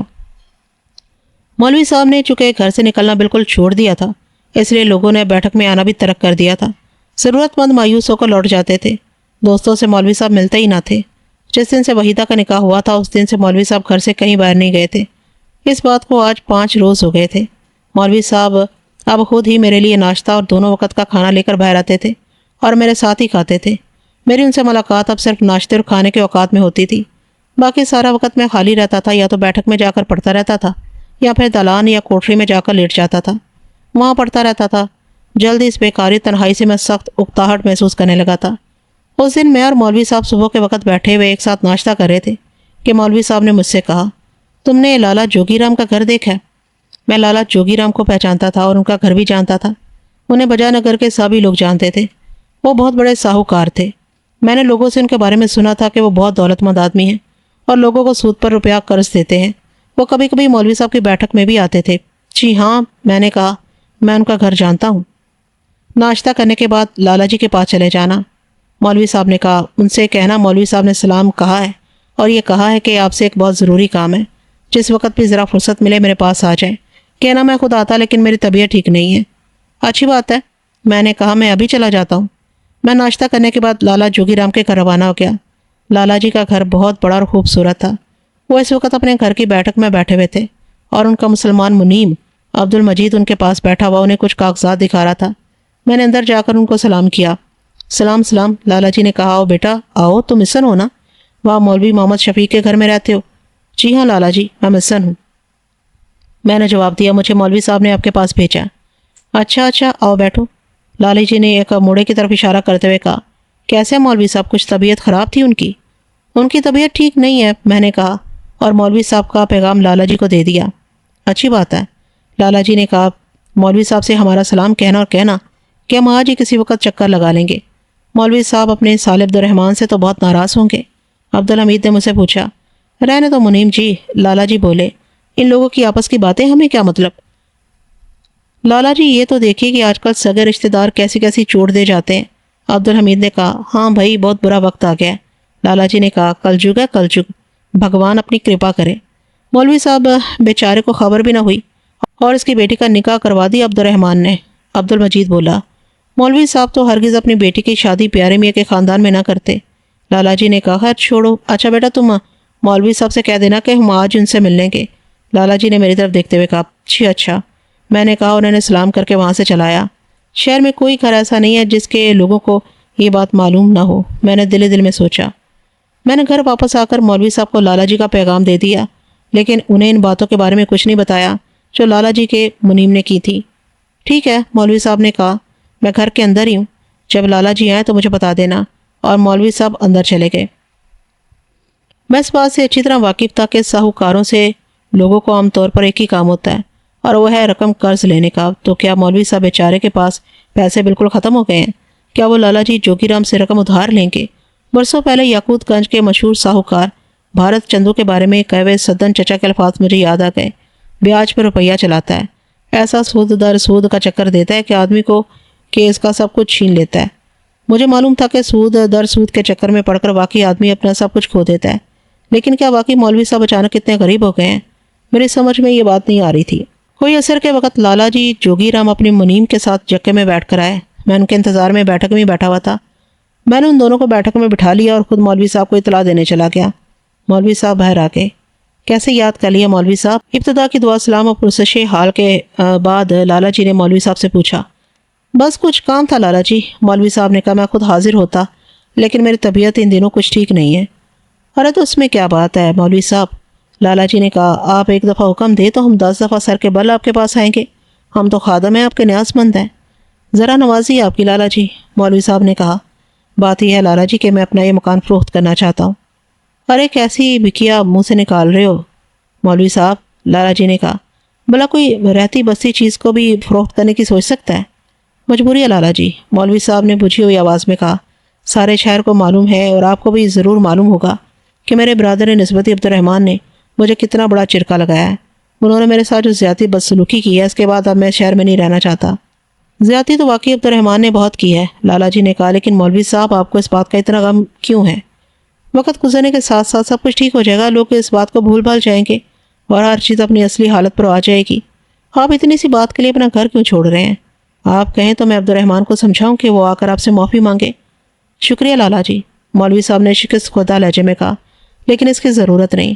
عبدالرحمان نے جو نقصان مجھے پہنچایا ہے دنیا کی کوئی طاقت اب اس کی تلافی نہیں کر سکتی۔ میں نے اپنا معاملہ اللہ کے سپرد کیا اور اب تو میں نے یہ شہر چھوڑنے کا فیصلہ کر ہی لیا ہے۔ تو اب کہاں جانے کا ارادہ رکھتے ہیں مولوی صاحب؟ منیم جی بولے میں اپنے آبائی گاؤں لکڑ پور چلا جاؤں گا۔ مولوی صاحب نے کہا اللہ تعالیٰ نے سب کچھ دے رکھا ہے، کسی چیز کی کمی نہیں، زمینیں ہیں، مکانات ہیں، کھلیان ہیں، آرام سے گزر بسر ہوتی رہے گی۔ اچھا تو آپ اس مکان کو فروخت کرنا چاہتے ہیں؟ لالا جی نے بیٹھک کے چاروں طرف نظریں دوڑاتے ہوئے کہا۔ جی ہاں، مولوی صاحب نے کہا، اگر آپ اسے خود خریدنا چاہیں یا بکوا دیں۔ کوئی دوسرا کیوں لے مولوی صاحب؟ لالا جی نے کہا، ہم خود ہی لے لیں گے، جس مکان میں آپ رہ رہے ہوں وہ تو متبرک مکان ہے۔ آپ پورا مکان دیکھ لیں، مولوی صاحب نے کہا، میں اندر پردہ کرائے دیتا ہوں۔ اس کی ضرورت نہیں ہے مولوی صاحب، لالا جی نے کہا، مکان میرا دیکھا ہوا ہے، منشی گلزار لال نے یہ مکان میرے سامنے بنوایا تھا، پھر منشی جی تو مر گئے، ان کے بیٹے بنواری لال سے یہ مکان آپ نے خرید لیا تھا، یہ تو میرے سامنے ہی کی بات ہے۔ جی ہاں، مولوی صاحب نے کہا۔ اچھی بات ہے مولوی صاحب، لالا جی نے کہا، میں ذرا سوچ کر اپنی پیشکش سے کل ہی آپ کو مطلع کروں گا۔ ویسے اگر آپ کے ذہن میں کوئی بات ہو تو مجھے بتا دیں۔ میں اس مکان کو اپنی خوشی سے نہیں بیچ رہا ہوں لالا جی، مولوی صاحب نے کہا، میں نے آپ کو بتا دیا ہے کہ میری مجبوری کیا ہے۔ بس آپ سے میری گزارش ہے کہ سوچ سمجھ کر کوئی ایسی بات کہیے گا جو آپ کے اور میرے دونوں کے لیے مناسب ہو۔ اطمینان رکھیں مولوی صاحب، لالا جی جوگی رام نے کہا، میں آپ کی مجبوری سے فائدہ اٹھانے کی کوشش نہیں کروں گا، ایسا پاپ میں نہیں کر سکتا، میں بھی بیٹیوں کا باپ ہوں مولوی صاحب، اللہ آپ کو جزائے خیر دے، مولوی صاحب نے کہا۔ لالا جی تھوڑی دیر بیٹھ کر رخصت ہو گئے، ان کو بلانے کا مقصد اب پوری طرح مجھ پر واضح ہو گیا تھا۔ ہاں بیٹا، مولوی صاحب نے پوچھا، اس کے علاوہ اور کوئی چارہ نہیں رہ گیا میرے لیے، مگر دیکھو ابھی کسی کے سامنے اس بات کا ذکر نہ کرنا، ویسے تو بات چھپی نہیں رہے گی، میں اس عبدالمجید کو اچھی طرح جانتا ہوں، آج رات تک آدھے شہر کو یہ بات معلوم ہو جائے گی کہ میں مکان بیچ کر لکڑ پور جا رہا ہوں، مگر تم خود ابھی کسی سے کوئی ذکر نہ کرنا۔ ٹھیک ہے مولوی صاحب، میں نے کہا، میں ابھی کسی سے کچھ نہیں کہوں گا، اور تم بھی ہمارے ساتھ لکڑ پور چلنا۔ مولوی صاحب نے کہا بڑا خوبصورت گاؤں ہے، کھلی فضا ہے، ہر طرف سبزہ ہے، ہر چیز کی افراد ہے۔ نہیں مولوی صاحب، میں نے اسی وقت فیصلہ کن لہجے میں کہا، میں لکڑ پور نہیں جاؤں گا۔ مگر کیوں؟ مولوی صاحب نے حیرت سے پوچھا۔ میں گاؤں میں نہیں رہنا چاہتا مولوی صاحب، میں نے کہا۔ میں شہر میں رہ کر کچھ لکھنا پڑھنا چاہتا ہوں، کچھ تعلیم حاصل کرنا چاہتا ہوں، میں اسکول جانا چاہتا ہوں۔ اسکول جا کر کیا کرو گے؟ مولوی صاحب نے کہا، یہ فرنگیوں کی تعلیم اخلاق کو خراب کرتی ہے، تو میرے ساتھ ہی رہنا، میں تمہیں پڑھاؤں گا۔ نہیں مولوی صاحب، میں نے ایسا سے کہا، میں لکڑ پور نہیں جانا چاہتا۔ تمہاری مرضی۔ مولوی صاحب نے کہا، لیکن اس صورت میں تم کیا کرو گے؟ میں کچھ نہ کچھ کر لوں گا مولوی صاحب، میں نے کہا۔ آپ میرے بارے میں فکر مند نہ ہو، مجھے تو کئی کام آتے ہیں۔ مولوی صاحب نے میری بات کا کوئی جواب نہیں دیا اور خاموشی سے اندر چلے گئے۔ مولوی صاحب نے عبدالحمید کے بارے میں جو بات کہی وہ 100% درست نکلی۔ مغرب کے تھوڑی دیر بعد شیخ جی اور مولوی عبدالغفور آ گئے۔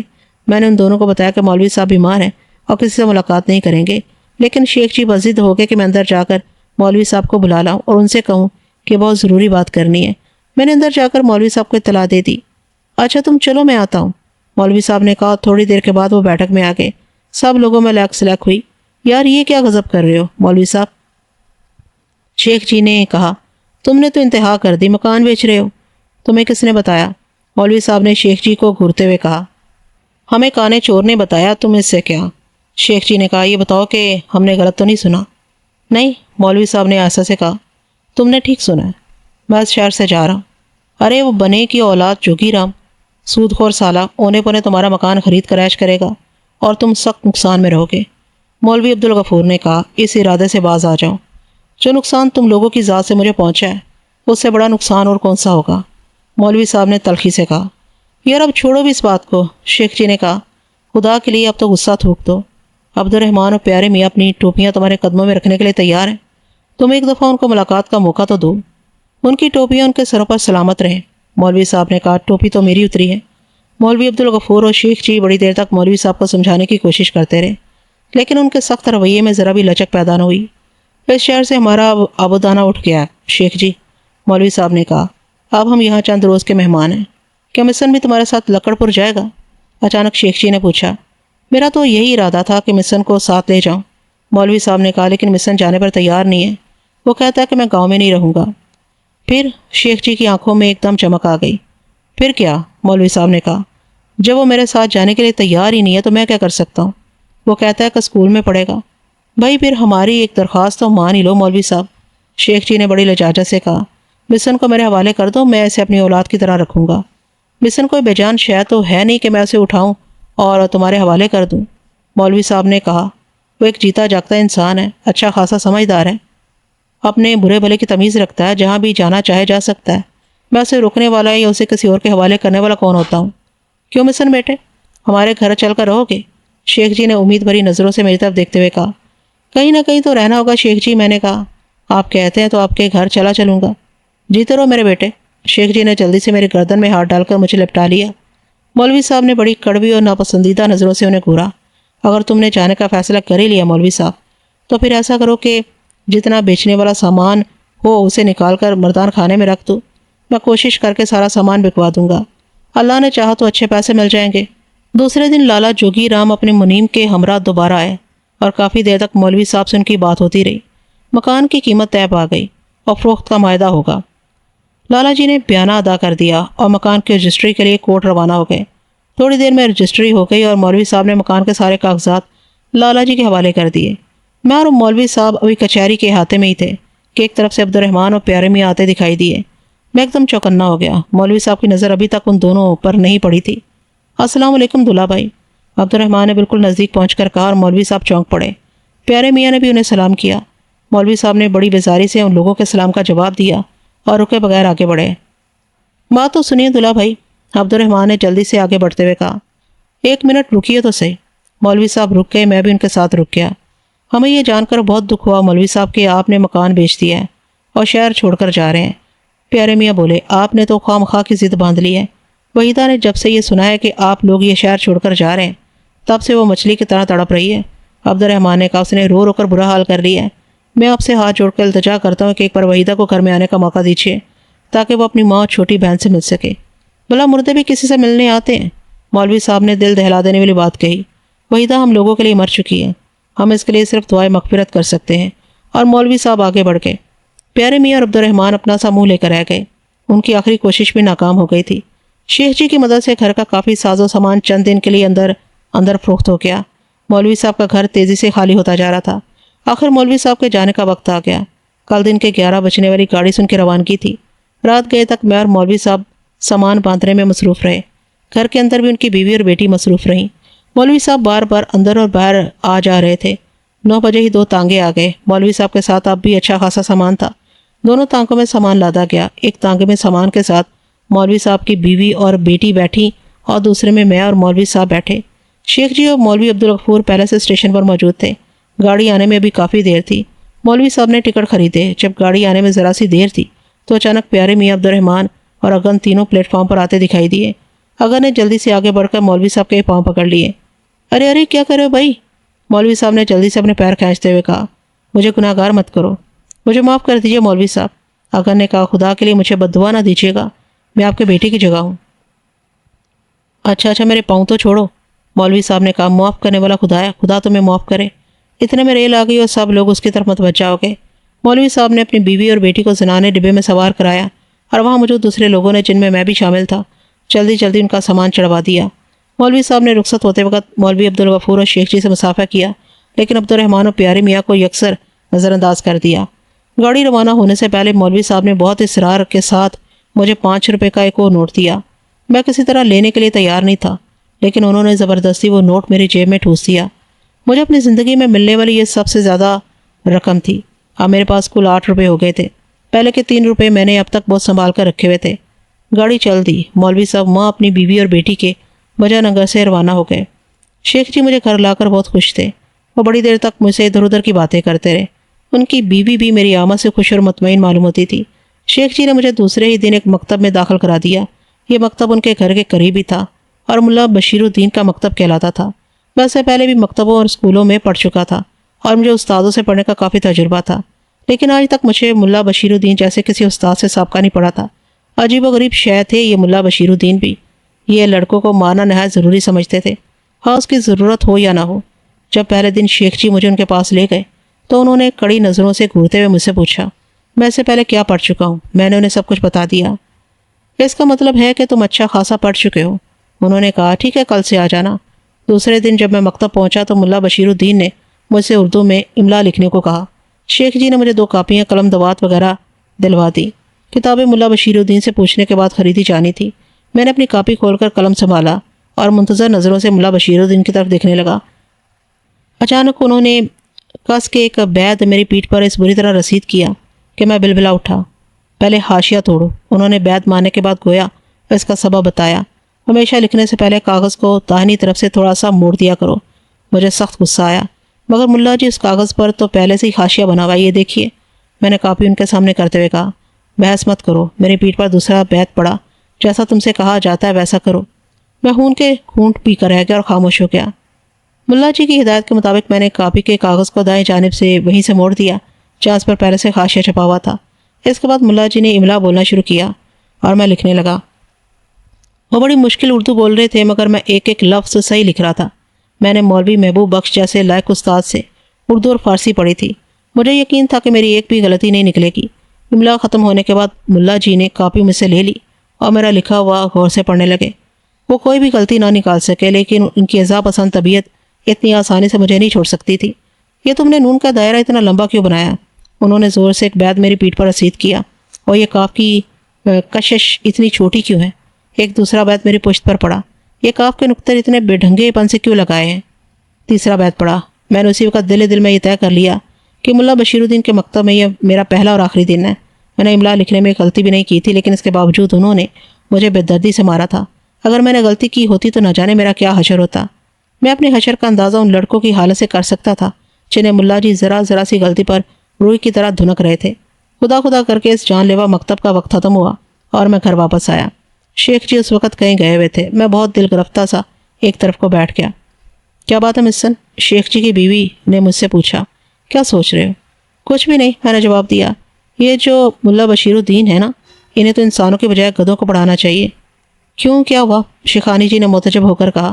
انہیں پڑھانا بڑھانا خاک نہیں آتا، میں نے کہا۔ انہیں صرف مارنا آتا ہے۔ کیا انہوں نے تمہیں بہت مارا؟ شیخانی نے پوچھا۔ تم نے سبق ٹھیک سے نہیں پڑھا ہوگا۔ میں نے شیخانی کی بات کا کوئی جواب نہیں دیا اور آئندہ کے بارے میں سوچنے لگا۔ شیخ صاحب کے گھر کی کوئی بھی چیز مجھے اچھی نہیں لگ رہی تھی۔ کچھ دیر بعد شیخ صاحب واپس آ گئے اور میں نے ان سے صاف صاف کہہ دیا کہ میں آئندہ سے ملا بشیر الدین کے مکتب میں قدم ہی نہیں رکھوں گا۔ کیوں بھائی، کیا ہو گیا؟ شیخ جی نے حیران ہو کر پوچھا۔ میں نے شیخ جی کو ساری بات بتا دی۔ وہ سن کر خاموش سے ہو گئے۔ پھر انہوں نے پوچھا، مجھے کسی مکتب میں نہیں جانا ہے۔ میں نے کہا، میں تو اسکول جانا چاہتا ہوں۔ اسکول جانے کے لیے تمہیں انتظار کرنا ہوگا، شیخ جی نے کہا۔ مجھے آج ماسٹر رام ناتھ ملے تھے راستے میں۔ وہ بتا رہے تھے کہ اسکول کی آج کل چھٹیاں ہیں اور داخلے 15 دن کے بعد شروع ہوں گے۔ ٹھیک ہے، میں نے کہا، 15 دن کے بعد ہی صحیح۔ جب اسکول کھلے گا تب میں اس میں داخلہ لے لوں گا۔ اسے اگلے دن شیخ صاحب نے مجھے اپنے ساتھ کام میں لگا لیا۔ نہایت لغو اور ناپسندیدہ کام تھا۔ وہ نہ جانے کن کن چیزوں کا ملغوبہ تیار کرتے اور میرا کام چھاننا، کوٹنا، پیسنا، انگیٹھی جلانا، بھٹی دھونکنا اور اسی قسم کے خرافات میں سر کھپانا تھا۔ مجھے اس بات کا پورا احساس تھا کہ جو کچھ شیخ جی کر رہے ہیں اور جو کچھ ان کے ساتھ مل کر میں کر رہا ہوں، یہ سب صحیح لا حاصل ہے۔ ان تمام چیزوں کا کوئی نتیجہ نہیں نکلے گا۔ مجھے اپنے ابا مرحوم کی باتیں اچھی طرح یاد تھی، جو سونا بنانے والوں کو دیوانہ وارحمہ کہا کرتے تھے۔ مجھے اس ماحول سے وحشت ہونے لگی تھی۔ اگر 15 دن کے بعد اسکول میں میرا داخلہ ہو بھی گیا تو بھی مجھے اپنا باقی سارا وقت اس کیمیا گری کی نظر کرنا ہوگا۔ نہیں، میں یہ نہیں کر سکتا تھا۔ میں یہ بھی نہیں چاہتا تھا کہ شیخ جی کا گھر چھوڑ کر اسی شہر کے کسی دوسرے گھر میں رہوں۔ شیخ جی نے میرے ساتھ کوئی زیادتی نہیں کی تھی، اس لیے میں انہیں ناراض نہیں کرنا چاہتا تھا، لیکن اب میں ان کے گھر میں رہ بھی نہیں سکتا تھا۔ پھر میں کہاں جاؤں؟ مجھے ربو اکثر یاد آتی رہتی تھی۔ اسے میرے ساتھ یہ گناہ انس تھا جس کا برملا اظہار اس نے کیا تھا۔ مجھے بھی اس کی ذات میں کشش محسوس ہوئی تھی۔ مولوی صاحب کے گھر میں اپنے قیام کے دوران بھی اکثر میں نے سوچا تھا کہ ایک بار بندیا گڑھ ضرور جاؤں گا اور ابو کے چچا ہاشم علی سے ملوں گا، چاہے میں وہاں رہوں یا نہ رہوں، لیکن ایک بار وہاں جاؤں گا ضرور۔ وہاں ربو سے بھی ملاقات ہونے کا امکان تھا، اور پھر ابو نے اپنے چچا ہاشم علی کی اتنی زیادہ تعریف کی تھی کہ میں واقعی انہیں دیکھنے کا متمنی ہو گیا تھا۔ اچانک میرے دل میں بڑی شدید خواہش پیدا ہوئی کہ میں بندیا گڑھ چلا جاؤں۔ اگلے دن میں چپکے سے اسٹیشن گیا اور وہاں جا کر میں نے معلوم کیا کہ بندیا گڑھ جانے والی گاڑی کس وقت ملتی ہے۔ مجھے بتایا گیا کہ بجا نگر سے بندیا گڑھ براہ راست کوئی گاڑی نہیں جاتی۔ مجھے بجا نگر سے باسن پورہ جانا ہوگا اور باسن پورہ سے مجھے بندیا گڑھ کے لیے ریل گاڑی ملے گی۔ باسن پورہ جانے والی ریل گاڑی بجا نگر کے ریلوے اسٹیشن پر دن کے 11 بجے آتی تھی۔ دن کے 11 بجے گھر سے نکلنا میرے لیے کوئی مسئلہ نہیں تھا۔ اصل مسئلہ یہ تھا کہ شیخ جی کو مجھے تلاش کرنے کی زحمت سے کیوں کر بچایا جائے۔ میں نے اس مسئلے کا حل بھی تلاش کر لیا۔ شیخ جی تو پڑھے لکھے تھے، لیکن شیخانی عام گھریلو عورتوں کی طرح مطلق ناخواندہ تھی۔ میں نے رات ہی کو شیخ جی کے نام ایک مختصر سا خط لکھ دیا، جس میں نے تحریر کیا کہ میں ان کا شکر گزار ہوں کہ انہوں نے مجھے اپنے گھر میں رہنے کے لیے جگہ عنایت کی، لیکن مجھے چونکہ کیمیا گری سے کوئی دلچسپی نہیں ہے، اس لیے میں اس کام میں ان کا ساتھ نہ دے سکوں گا۔ میں اس شہر سے دور جا رہا ہوں اور وہ مجھے تلاش کرنے کی زحمت نہ کریں۔ شیخ جی روزانہ صبح 8 بجے سے 10 بجے تک کے لیے باہر جایا کرتے تھے۔ اس دوران وہ نہ جانے کہاں کہاں جاتے اور جب واپس آتے تو ان کے کپڑے کے تھیلے میں بہت سی جڑی بوٹیاں اور اسی قسم کی نہ جانے کیا کیا چیزیں بھری ہوتی۔ دوسرے دن شیخ جی کے جانے کے بعد میں نے اپنے کپڑے ایک پوٹلی میں باندھے، اپنی جیب میں موجود 8 روپے کی بھاری رقم کا جائزہ لیا۔ شیخانی سے کہا، میں ذرا اپنے دوستوں سندر لال اور درشن لال کے گھر جا رہا ہوں، تھوڑی دیر بعد واپس آ جاؤں گا، اور یہ پوٹلی میں یہ ایک جوڑا کپڑے ہیں۔ میں نے جلدی سے کہا، اصل میں سندر لال کے پڑوس میں ایک ناٹک ہونے والا ہے، اس کے لیے سندر لال کو میرے کپڑے چاہیے تھے، 2-1 دن بعد واپس مل جائیں گے۔ اچھی بات ہے، شیخانی نے کہا، مگر کہیں وہ لوگ کپڑے پھاڑ نہ دیں۔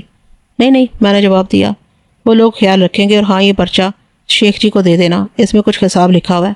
کاہے کا حساب؟ شیخانی نے چونک کر کہا، تم خود ہی آ کر انہیں کیوں نہیں دے دیتے؟ مجھے شاید آنے میں دیر ہو جائے۔ میں نے کہا، شیخ جی کو ان چیزوں کی بہت ضرورت ہوگی۔ اچھی بات ہے، شیخانی نے کہا، میں دے دوں گی۔ سیدھی سادھی شیخانی بیچاری کچھ بھی نہ سمجھی اور میں انہیں پرچہ دے کر کپڑوں کی پوٹلی بغل میں دبا کر سیدھا گھر سے باہر نکل آیا۔ مجھے نہیں معلوم تھا کہ شیخ جی اس وقت کہاں ہوں گے، اس لیے مجھے بڑی احتیاط کے ساتھ اسٹیشن تک جانا تھا اور وہاں سے باسن پور جانے والی گاڑی میں سوار ہونا تھا۔ میں سیدھا اسٹیشن کی طرف روانہ ہو گیا۔ گاڑی آنے میں ابھی بہت دیر تھی، ٹکٹ گھر کی کھڑکی بھی بند تھی۔ میں نے اسٹیشن کی عمارت پر ایک نظر ڈالی اور اس کے بعد اس کے آس پاس ہی منڈلانے لگا۔ کافی دیر کے بعد کھڑکی کھلی اور میں نے جلدی سے جا کر بامن پور کا ٹکٹ خرید لیا۔ اس کے بعد میں پلیٹ فارم پر ہی موجود رہا۔ گاڑی اپنے وقت پر آئی اور میں اس میں بیٹھ کر روانہ ہو گیا۔ شکر ہے کہ کسی جاننے والے نے مجھے اسٹیشن پر یا گاڑی میں سوار ہوتے ہوئے نہیں دیکھا۔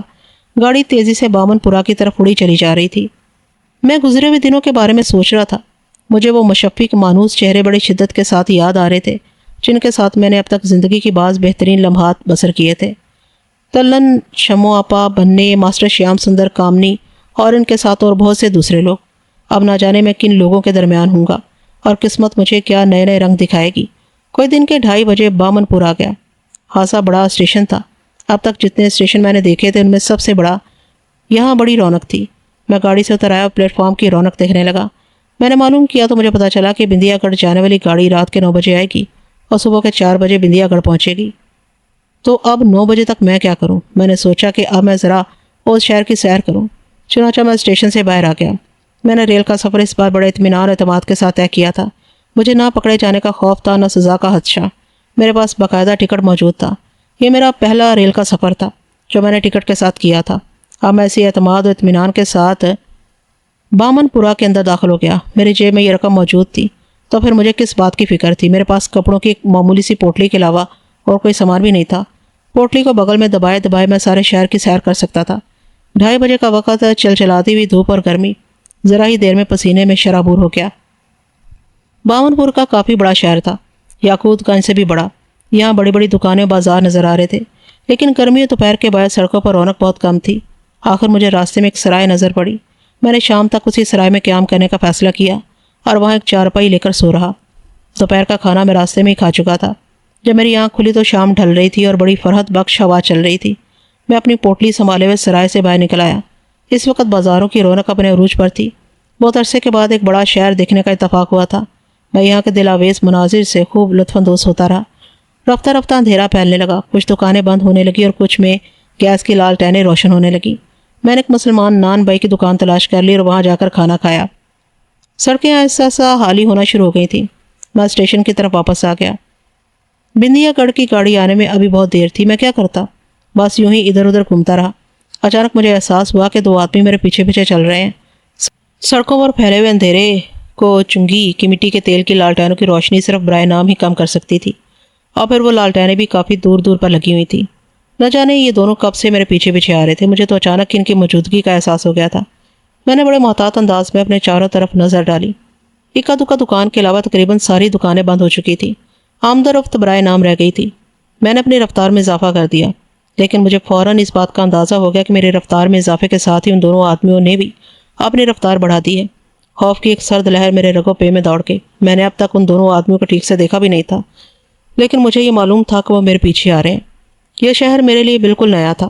میں یہاں ایک اجنبی تھا، کسی سے بھی میری واقفیت نہیں تھی۔ میں تنہا تھا، ہمیشہ کی طرح تنہا۔ تنہائی کا یہ احساس اچانک بہت شدید ہو گیا۔ میں واقعی اب تک تنہا ہی تو تھا۔ بیچ بیچ میں کچھ عرصے کے لیے کچھ لوگ مل جاتے تھے، کبھی اچھے، کبھی برے، کبھی شفیق اور نیک دل اور کبھی ظالم اور سنگ دل، اور انہی لوگوں کے درمیان سے میری زندگی کا راستہ بنتا چلا جا رہا تھا۔ نہ جانے اس راستے کا اختتام کون سی منزل پر ہونا تھا۔ میں کہاں جاؤں؟ اس شہر کا ہر گھر میرے لیے بیگانہ تھا۔ مجھے اپنی سوچ کے مطابق اسٹیشن ہی سے سب سے زیادہ محفوظ جگہ معلوم ہوئی۔ وہاں کم سے کم لوگ تو ہوں گے۔ یہاں تو سڑکیں بھی خالی سنسان ہو گئی تھیں۔ میں نے اپنے قدم اور زیادہ تیز کیے اور اسٹیشن کی راہ لی۔ اسٹیشن تک پہنچنے کے لیے ایک وسیع کچے میدان سے گزرنا پڑتا تھا، جس کے آس پاس کچھ مکانات تھے۔ گو کہ ان مکانات میں اس وقت روشنی ہو رہی تھی، لیکن وہ میدان سے کافی فاصلے پر تھے۔ میں نے دل ہی دل میں یہ سوچ رکھی تھی کہ میں اس میدان سے اس طرح گزروں گا کہ میدان کے درمیان سے جانے کے بجائے ایک کنارے سے جاؤں تاکہ مکانوں سے قریب رہوں اور کسی اچانک مصیبت کی صورت میں کسی کو آواز دے کر بلا سکوں۔ ویسے ہی ارادے سے اپنے بائیں ہاتھ کو مڑا تاکہ مکان سے قریب ہو سکوں، لیکن اچانک ان دونوں آدمیوں میں سے ایک نے دوڑ لگائی اور میرے برابر سے گزرتا ہوا آگے چلا گیا۔ میں ایک دم ٹھٹک کر رہ گیا اور اس کا یہ اقدام میری سمجھ میں نہیں آ رہا تھا، لیکن چند سیکنڈ بعد ہی سب کچھ میری سمجھ میں آ گیا۔ وہ شخص بھاگتا ہوا تھوڑی دور آگے گیا اور پھر ایک دم رک گیا، پیچھے کی طرف پلٹ پڑا۔ تب میں نے پہلی بار اس کا چہرہ دیکھا۔ اس کا چہرے پر چھوٹی سی داڑھی تھی۔ وہ مضبوط تن و توش کا ایک جوان آدمی تھا اور اس کی بہت ہی چھوٹی چھوٹی آنکھوں سے بے رحمی ٹپک رہی تھی۔ میں نے جیسے اسے پلٹتے دیکھا، میں فوراً سمجھ گیا کہ اس کے ارادے نیک نہیں ہیں۔ اس کے ساتھ ہی میں نے مزید بائیں طرف ہونے کی کوشش کی تاکہ مکانوں کے زیادہ قریب پہنچ سکوں، لیکن وہ شخص تیزی سے میری طرف آ رہا تھا۔ ساتھ ہی اس نے اپنا ہاتھ اٹھایا۔ اس کے ہاتھ اٹھاتے ہی مجھے اپنی گردن کے پیچھے کسی تیز چیز کی چبھن محسوس ہوئی اور پیچھے سے کسی نے ہاتھ لا کر میرا منہ دبا لیا۔ وہ بالوں سے بھرا ہوا ایک سیاہ مضبوط ہاتھ تھا جس نے میرا منہ دبایا تھا۔ اگر آواز نکالی تو پورا چاقو گردن میں اتار دوں گا، پیچھے والے آدمی نے بھنجی ہوئی آواز میں کہا۔